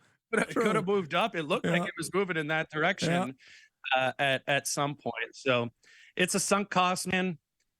It wasn't a good trade. Anybody is aged very poorly since. But I do think the case to continue watching or to brush some of that off your back is you do have Anthony Edwards and you do have Jaden McDaniels. And even if this all burns down miserably, like the aftermath of this trade with Rudy, still a Vant. And he's about to sign a 5-year extension here in a couple weeks. So you got him locked in. And I think Wolves fans can find some peace in that. It's not like after KG was traded and it's like Al Jefferson and Ryan Gomes and Sebastian Telfair as the aftermath. Like you got some, seriously, like you got some real pieces on this roster. And, let's see what Tim Conley and crew can do to kind of finagle it together, or maybe make more trades down the line. Yeah. Like maybe Rudy gets traded again at some point in the future, or maybe Carl does. Like, who knows? You do have a young core that I think could be pretty special. And I think adding Nasri to that too, if you can make that happen, that's that same sort of window, right? As Ant and Jaden. So we'll see what happens, but this is my message to Wolves fans. Just don't torture yourself with it. It's not your fault. Just put it in the back of your mind somewhere and find the glass to be half full. Dane, this was awesome, man. I know you're busy today. Thanks so much for doing this, and hopefully we can do this again soon, okay? No problem, man. Let's, whatever you want. Thank you. Dane Moore from the Dane Moore NBA podcast gives us the lowdown as we get ready for NBA draft night. The Wolves will pick 53rd overall tonight in the second round. Of course, their pick, they went to the Jazz, as I mentioned, is the 16th overall selection, just outside the lottery, considering that's where the Wolves ended up losing to the eventual champion Nuggets. NBA draft coverage begins tonight, 7 o'clock on WDAY. The order goes, the Spurs have the number 1 pick tonight. The Hornets will draft second. They're looking, Michael Jordan, by the way, likely going to be selling the Hornets, but he will have the final say on this tonight. Likely Brandon Miller, the stud from Alabama, at the 2 pick. The 3 pick we've heard bandied about with the Blazers and the Wolves, frankly. That looks like Scoot Henderson may go there. The Rockets pick 4th. Then the Pistons, who had the best chance to win the lottery, go all the way to the 5 spot. Then Orlando, then Indiana. The Wizards, who are stripping everything down to the studs with the trades of Bradley Beal and Kristaps Porzingis over the last couple of days. The Jazz have that pick at 9. That's their own pick. And then the Wolves pick at 16. The Mavericks, then the Magic, the Thunder, who have about 8 picks in this draft, then the Raptors, the Pelicans round out the lottery. And then you get into the teams that made the NBA postseason from then on out. But that's how the top half of the first round will look tonight, which gets going at 7 o'clock. When we take a break, we'll keep on that Wolves theme on how tough the first round. Maybe it's a good thing they're not picking in the first round tonight. We'll detail that as Hot Mike rolls on a busy Thursday. We're back right after this. I've been on Healthy Systems USA for 7 weeks. I have lost 38 pounds. Best thing about it is every morning you go down and watch the scale go down. If you've got that, don't worry about that. Healthy Systems USA. The end of hunger and poverty starts here. Your gift of an animal from Heifer International can help a family with food and income, all while caring for the earth. Heifer International. Learn more at heifer.org. For children fighting critical illness, we can make the stars align. Because when we come together, hope and joy will shine. Help us make every wish come true. I'm Naheem Hines. I support the Muscular Dystrophy Association because they help my mom and kids like Ethan. Thanks to the Muscular Dystrophy Association and people like you, I have more hope than ever before. Join us and learn more at mda.org today. Do you want to meet a family with a transgender kid? Here we are. We love our kids unconditionally, and we will never stop fighting for them. Stand with us. Protect our families. When you or a loved one is diagnosed with Alzheimer's, it can be tough to know where to turn. But the Alzheimer's Foundation of America is here for you. We've helped tens of thousands of people through our 7-day-a-week helpline, connected communities nationwide with information and support through our Educating America tour. And our telephone-based support groups meet weekly, providing assistance and support to families. We do it all because of one thing, you. Join us in the fight against Alzheimer's and donate today. alzfdn.org or call 866-232-8484. Here it is. Look how cheap it is. Go for it, Steph. Be careful what you buy online. It's finally here. Counterfeit products are illegal. They are fake and can be damaging to you, your property, and your wallet.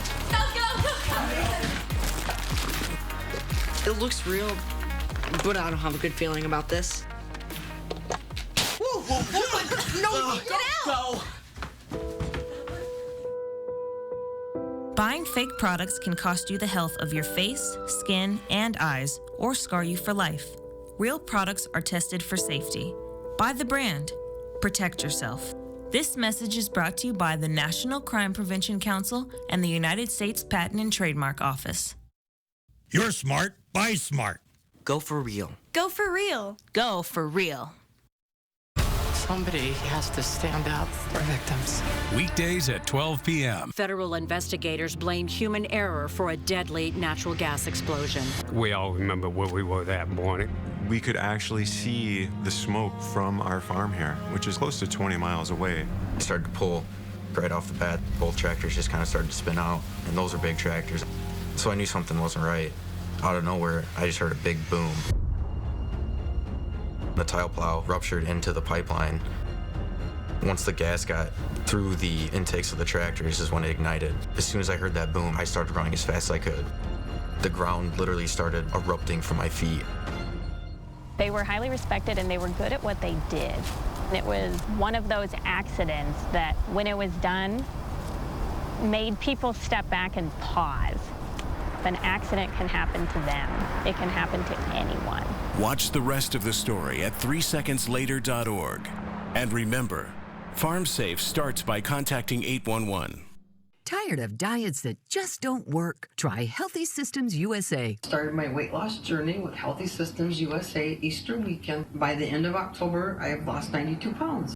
Order online or call us today.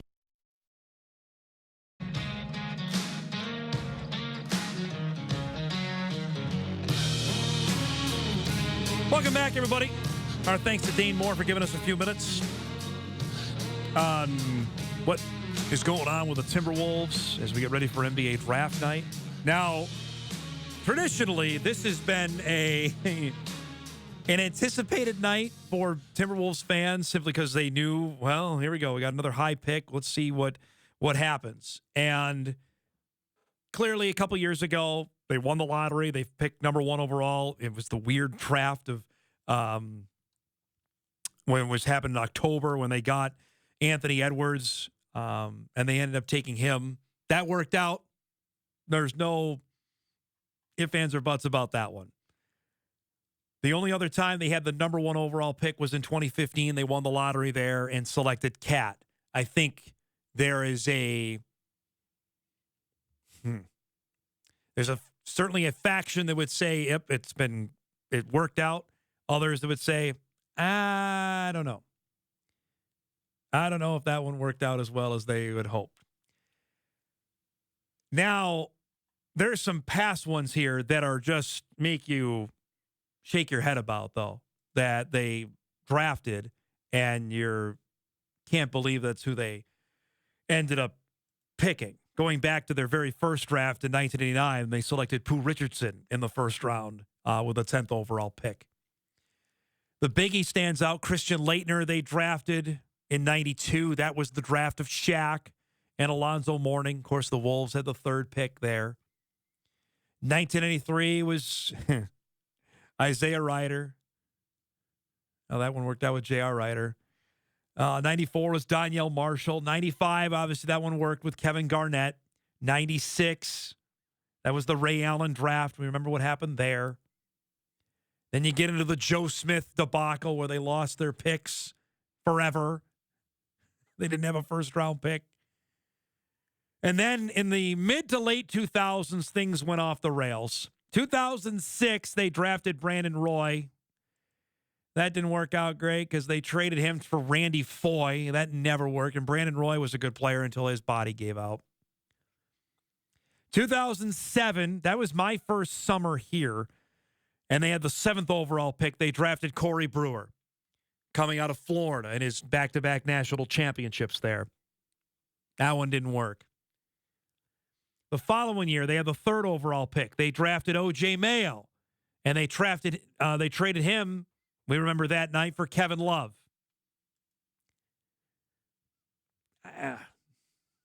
I think that one worked. I'm okay with that one. Then it got bad. 2009 is, I'll never forget. I was anchoring the news that night. The Wolves had traded, so they had back-to-back picks in the first round. They had the 5th pick and the 6th pick. With the 5th pick, they took Ricky Rubio. And we know what happened there. And then the next pick, they drafted Johnny Flynn.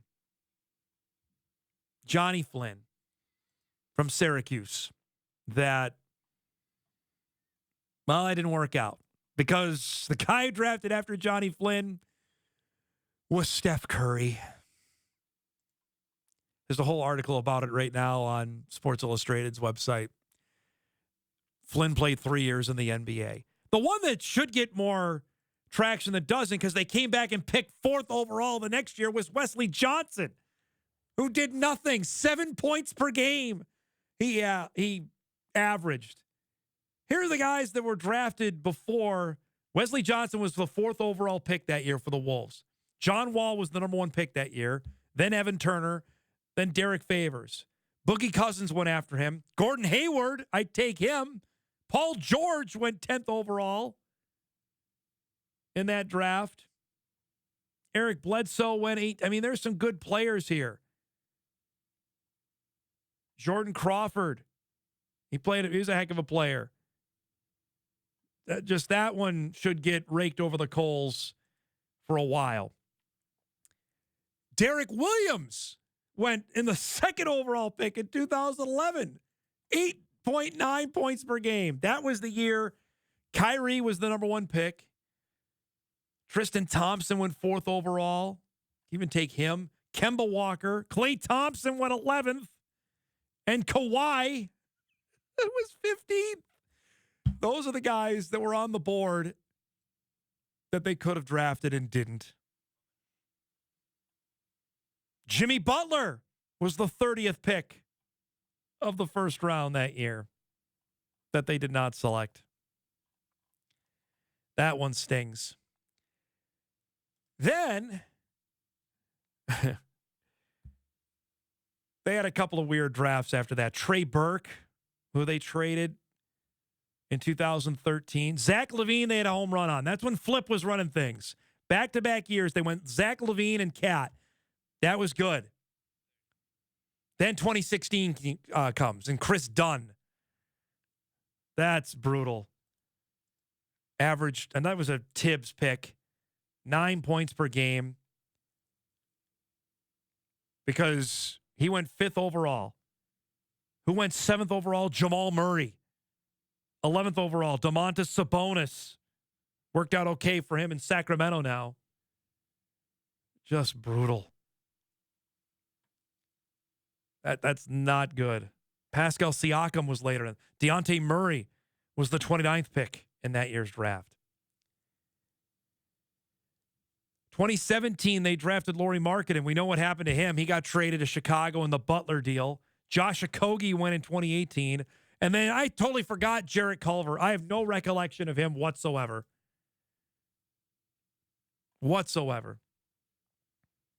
Came out of Texas Tech. The Wolves drafted him with the 6th pick.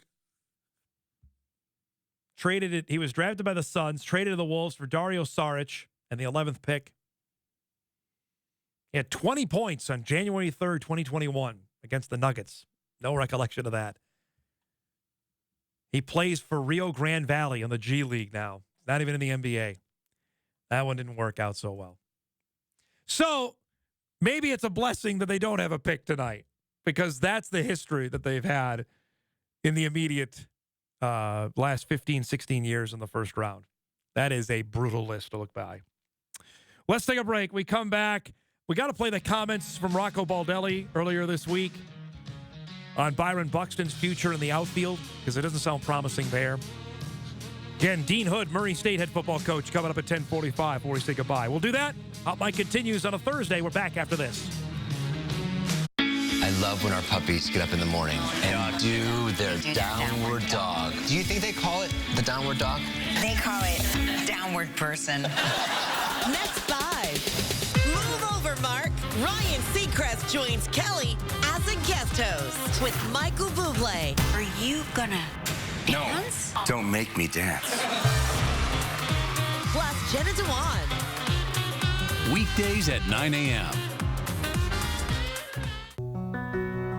Victor deployed for the first time to Afghanistan in 2003.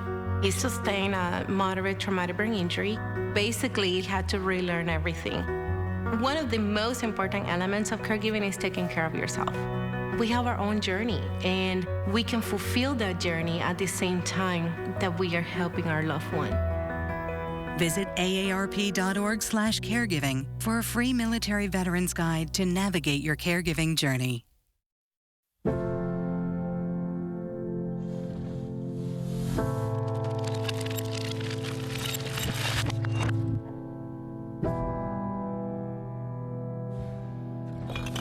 If alcohol builds a wall around you that doesn't let you see where you're going,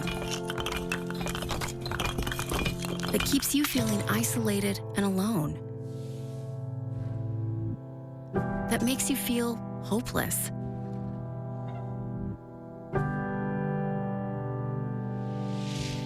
know this. We're here to help if you want us to. It's never too early or too late to ask for help with a drinking problem. Alcoholics Anonymous. There is a way out. For more information, visit aa.org and download the Meeting Guide app. What is dementia? Is it the same as Alzheimer's? What is vascular dementia, Lewy body, FTD, TBI, and CTE? If someone has memory loss, does that mean they have dementia? Millions of Americans ask these questions every day. I did too, and I learned. My wife Ginny developed dementia. I didn't know what to do or what was coming next. I'm Kevin Jameson, volunteer and president of the Dementia Society of America. I'm excited to offer you a free guide to understanding dementia. It's filled with facts about dementia, care planning, how doctors can help, and ways to keep your brain as healthy as possible. The Dementia Society of America is a national nonprofit, and we're ready to answer your questions. You want to live life to the fullest. I know that. Ginny did too, and I'm confident that we can help. Get your copy of the guide. Go to 1-800-DEMENTIA.org or call 1-800-DEMENTIA. Thank you. The Red River Amateur Championship is coming to you live from the Moorhead Country Club, Friday, June 23rd through Sunday, June 25th. All are invited to the course to watch the tournament in person. Follow your favorite golfers or watch on the big screen in the alley with food and beverages available. Can't make it to the course? Watch live all 3 days on WDAY Extra and streaming at Inforum.com. The Red River Amateur Championship live at the Moorhead Country Club, Friday, June 23rd through Sunday, June 25th. Are you a great pie baker? If so, we'd like to consider you for the second annual Home of Economy Grand Forks Herald Pie Bake-Off, a 16-person tournament that seeks to find the best bakers in the greater Grand Forks region. Last year's winner took home $1,000. Will you be the next champion? The award-winning Pie Bake-Off will begin in August and will be judged by a panel that includes professional chefs. To be considered, send an email to pie@gfherald.com or call 701-780-1100.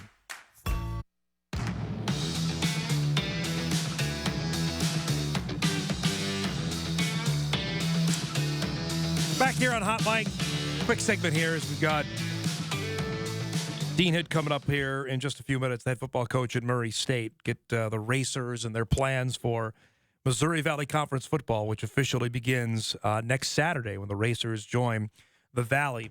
I know I missed this. We had Dick Bramer on yesterday. I know Logan visited with him on the Twins' struggles. I wanted to play this brief piece of audio that came out of the Twins clubhouse on, I think it was Tuesday, before the Twins game with Boston, when Rocco Baldelli and Byron Buxton were asked about Buxton's struggles and are we going to see Byron play center field? I want to play the audio and then I'll react to it. Here's from Baldelli and Buxton.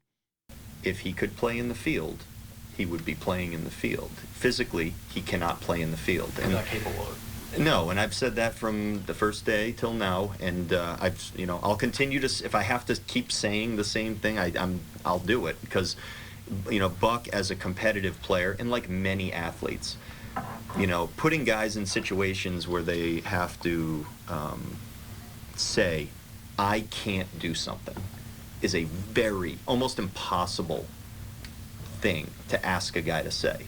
But when he's being asked this question, that's the answer. The answer is, one of the most talented players you'll ever see, at this point, at this moment in time, and from the beginning of the year, he has not been physically able to play in the outfield. If he was, he would be out there. If we even thought it was possible that he could play in the outfield right now, he would be out there. But he can't.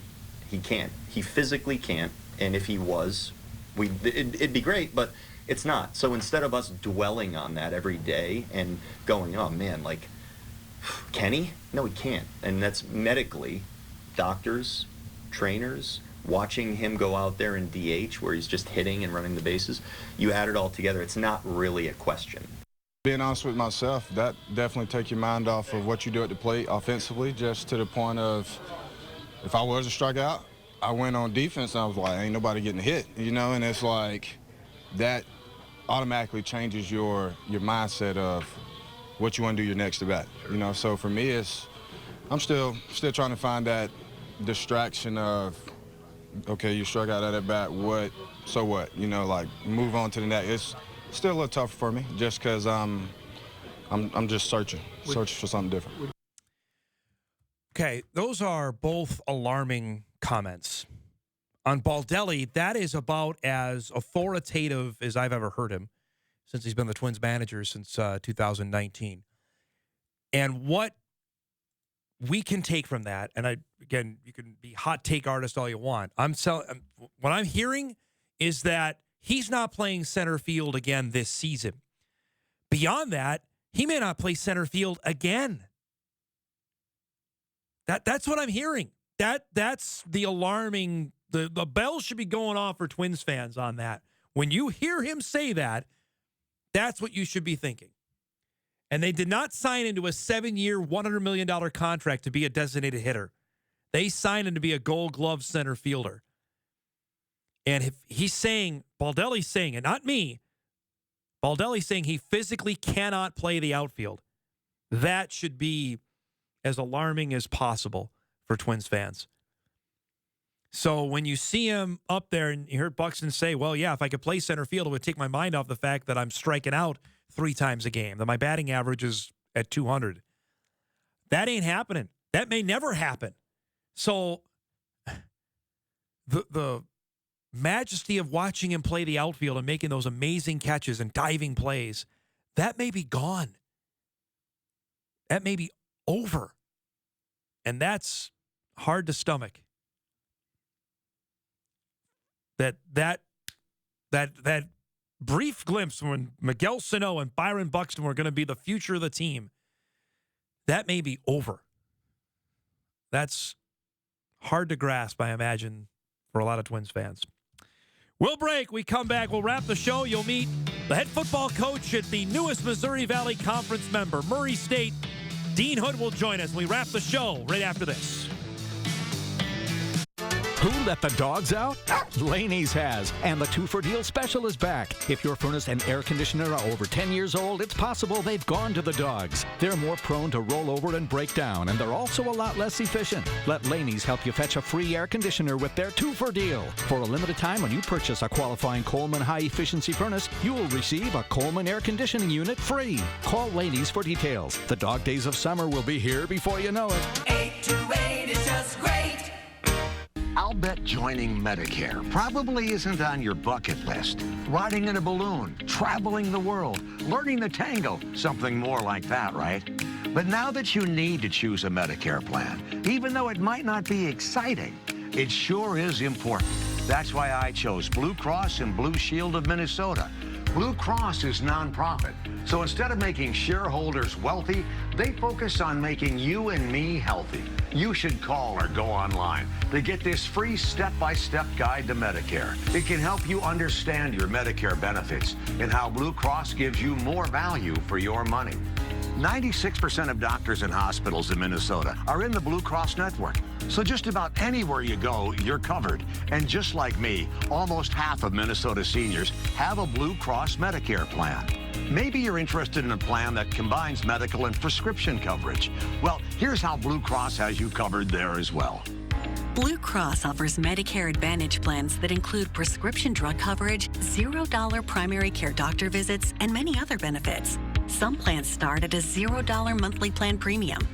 Plus, select plans include $0 copays on insulin and preferred generic medications. Blue Cross Medicare Advantage plans also provide extra perks at no extra cost. From dental, hearing, and vision benefits to Silver Sneakers fitness memberships and even benefits for over-the-counter medications. To learn more about why Blue Cross is the best choice, call or go online now for your free copy of this informative step-by-step guide to Medicare. There's absolutely no obligation. Blue Cross has been offering Medicare plans since 1965, when Medicare first started. They're all about keeping folks like you and me healthy, so we can keep doing things we like, or tackle things from our bucket list. Call or go online now. You and Blue, better together. 911, what is your emergency? Every day we encounter people who are having the worst day of their entire lives. Does it get any easier? Nope. It takes a certain kind of person to run towards danger rather than run away from it. Why is this job so important to you? Growing up, I never saw any heroes who looked like me. And that's what a hero looks like. Help is on the way. Sundays at 8 p.m.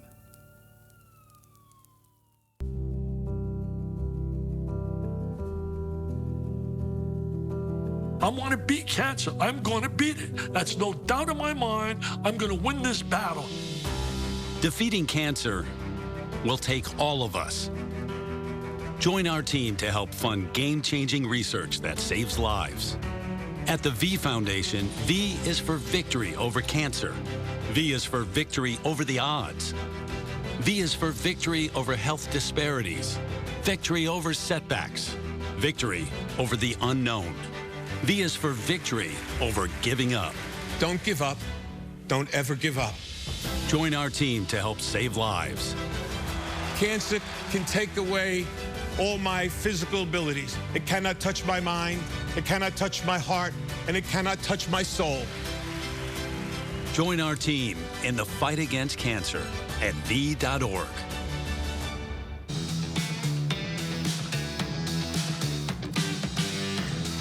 Wrapping up the show here on this Thursday morning. Football is always on the brain, especially for fans up here, even if it is June 22nd.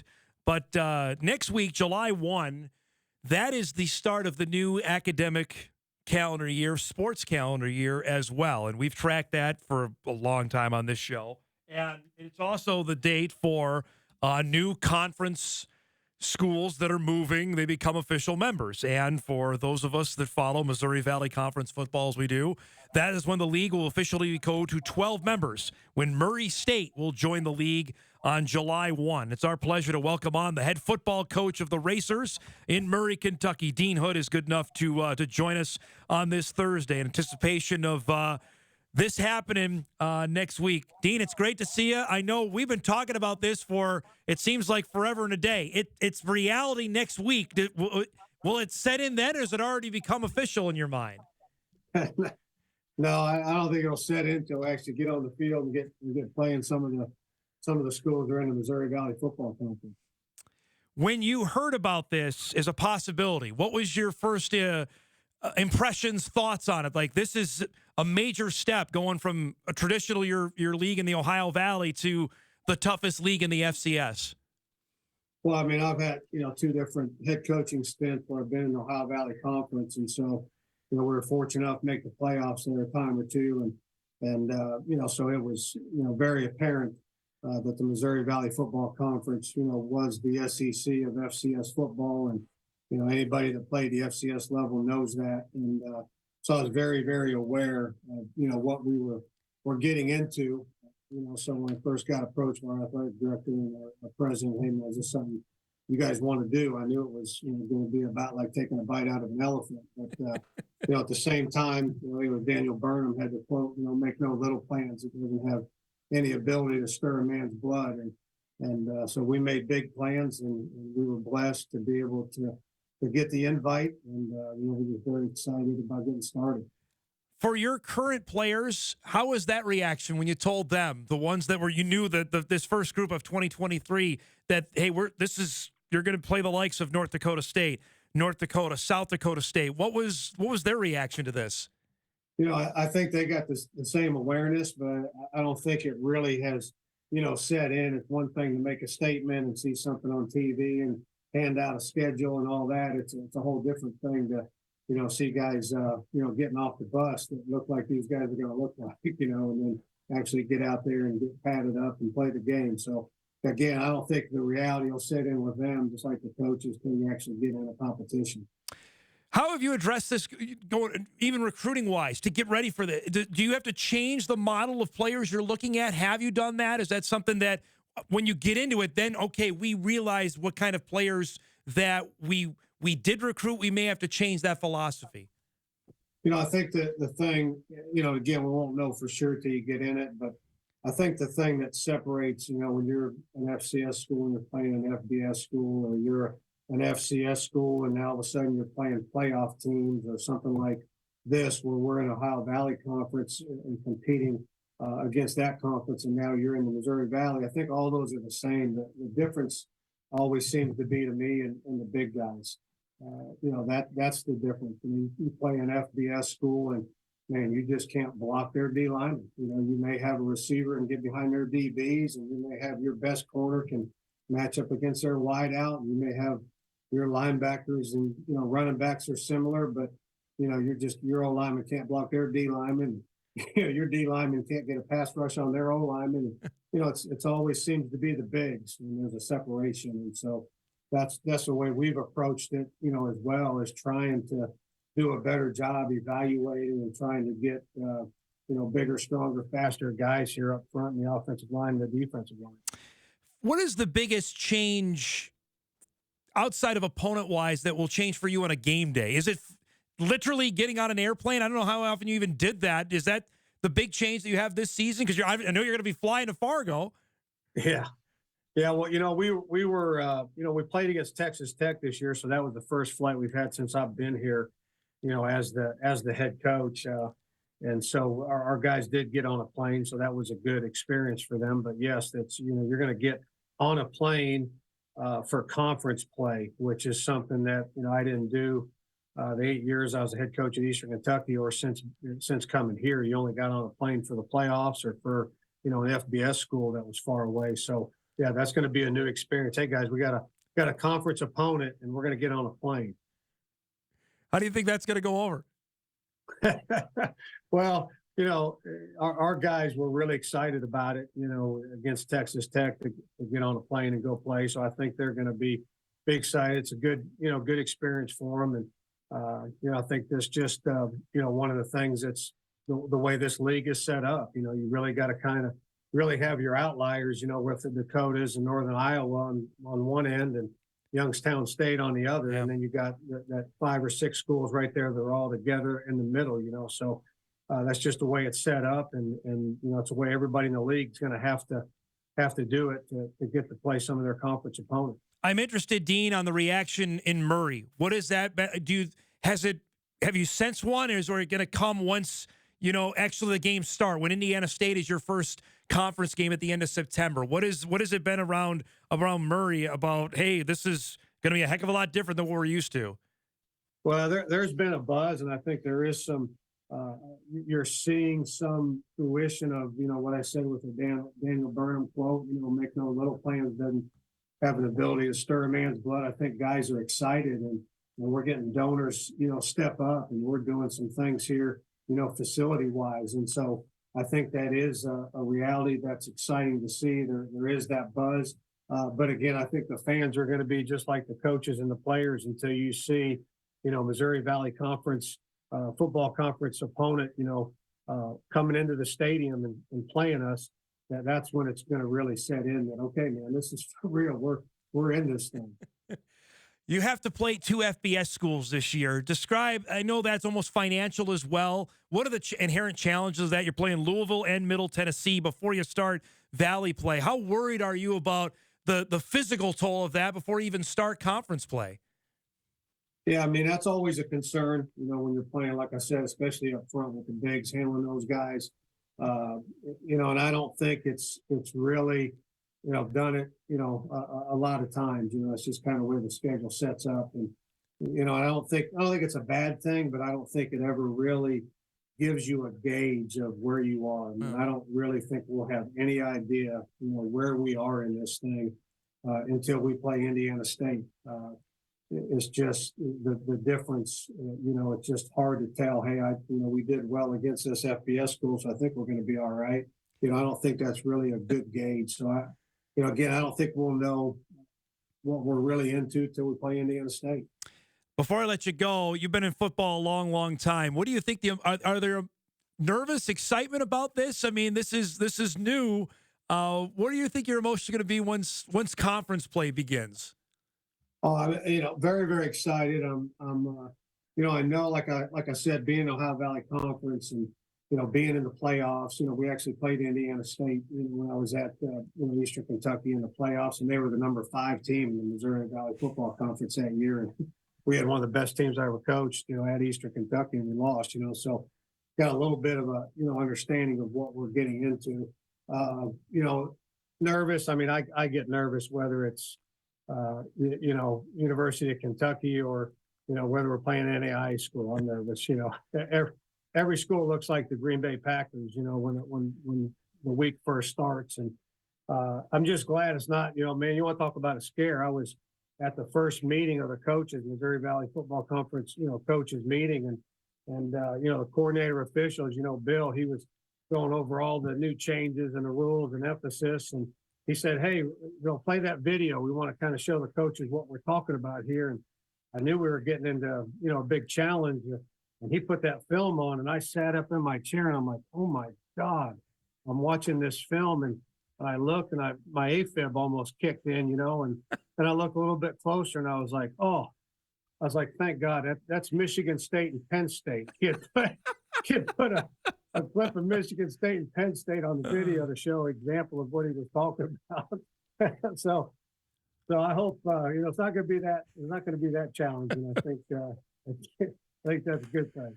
Dean, thanks so much for doing this. Have a great rest of your summer, and we'll look forward to following your team when the season gets going. Okay. Absolutely. Thanks for having me. Thanks for the time. You. That's Dean Hood, the head football coach at Murray State. The Racers, who are the newest member of the Missouri Valley Football Conference, come next Saturday, July 1. The Bison will host the Racers. That comes up at the end of October. That'll be their first game in Fargo.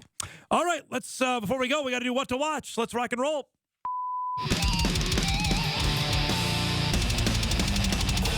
It's a good sporting Thursday. We got Twins and Red Sox coming up here in about an hour on Bally Sports North. Twins will try to salvage the homestand and this series if they can split with Boston.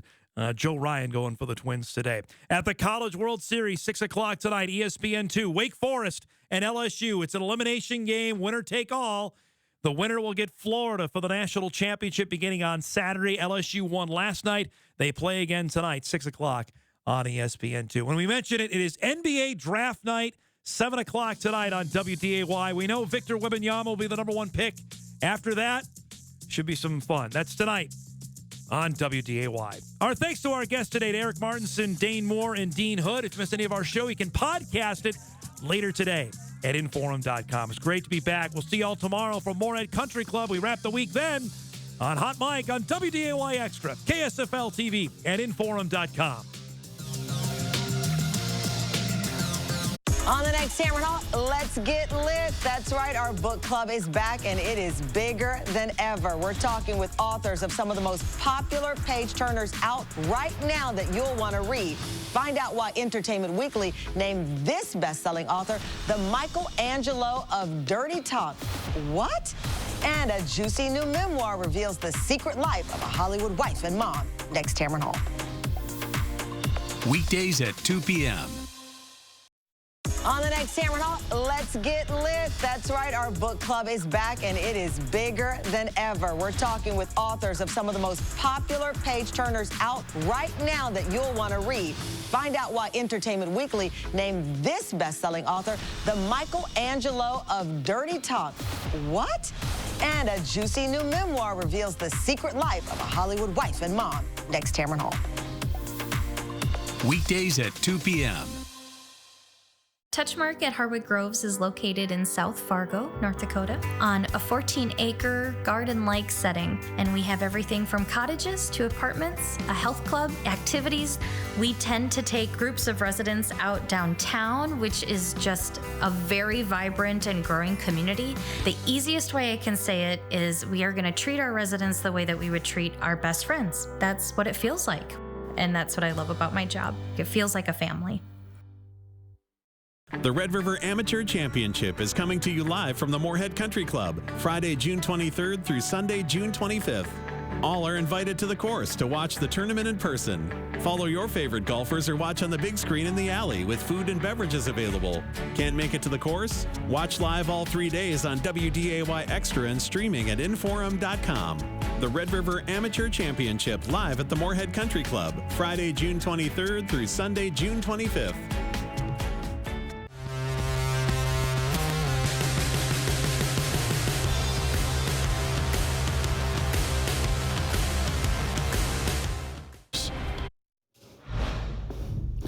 Happy Thursday. Live look outside in downtown Fargo, and you can see a lot of clouds in the sky. Also rain. There is some rain just off to the west right now of Fargo, and rain is a good thing. We really could use that rain, and we've gotten some showers throughout the past 24 hours. I'll show you who's picked up more rain this morning on top of what we already had last night.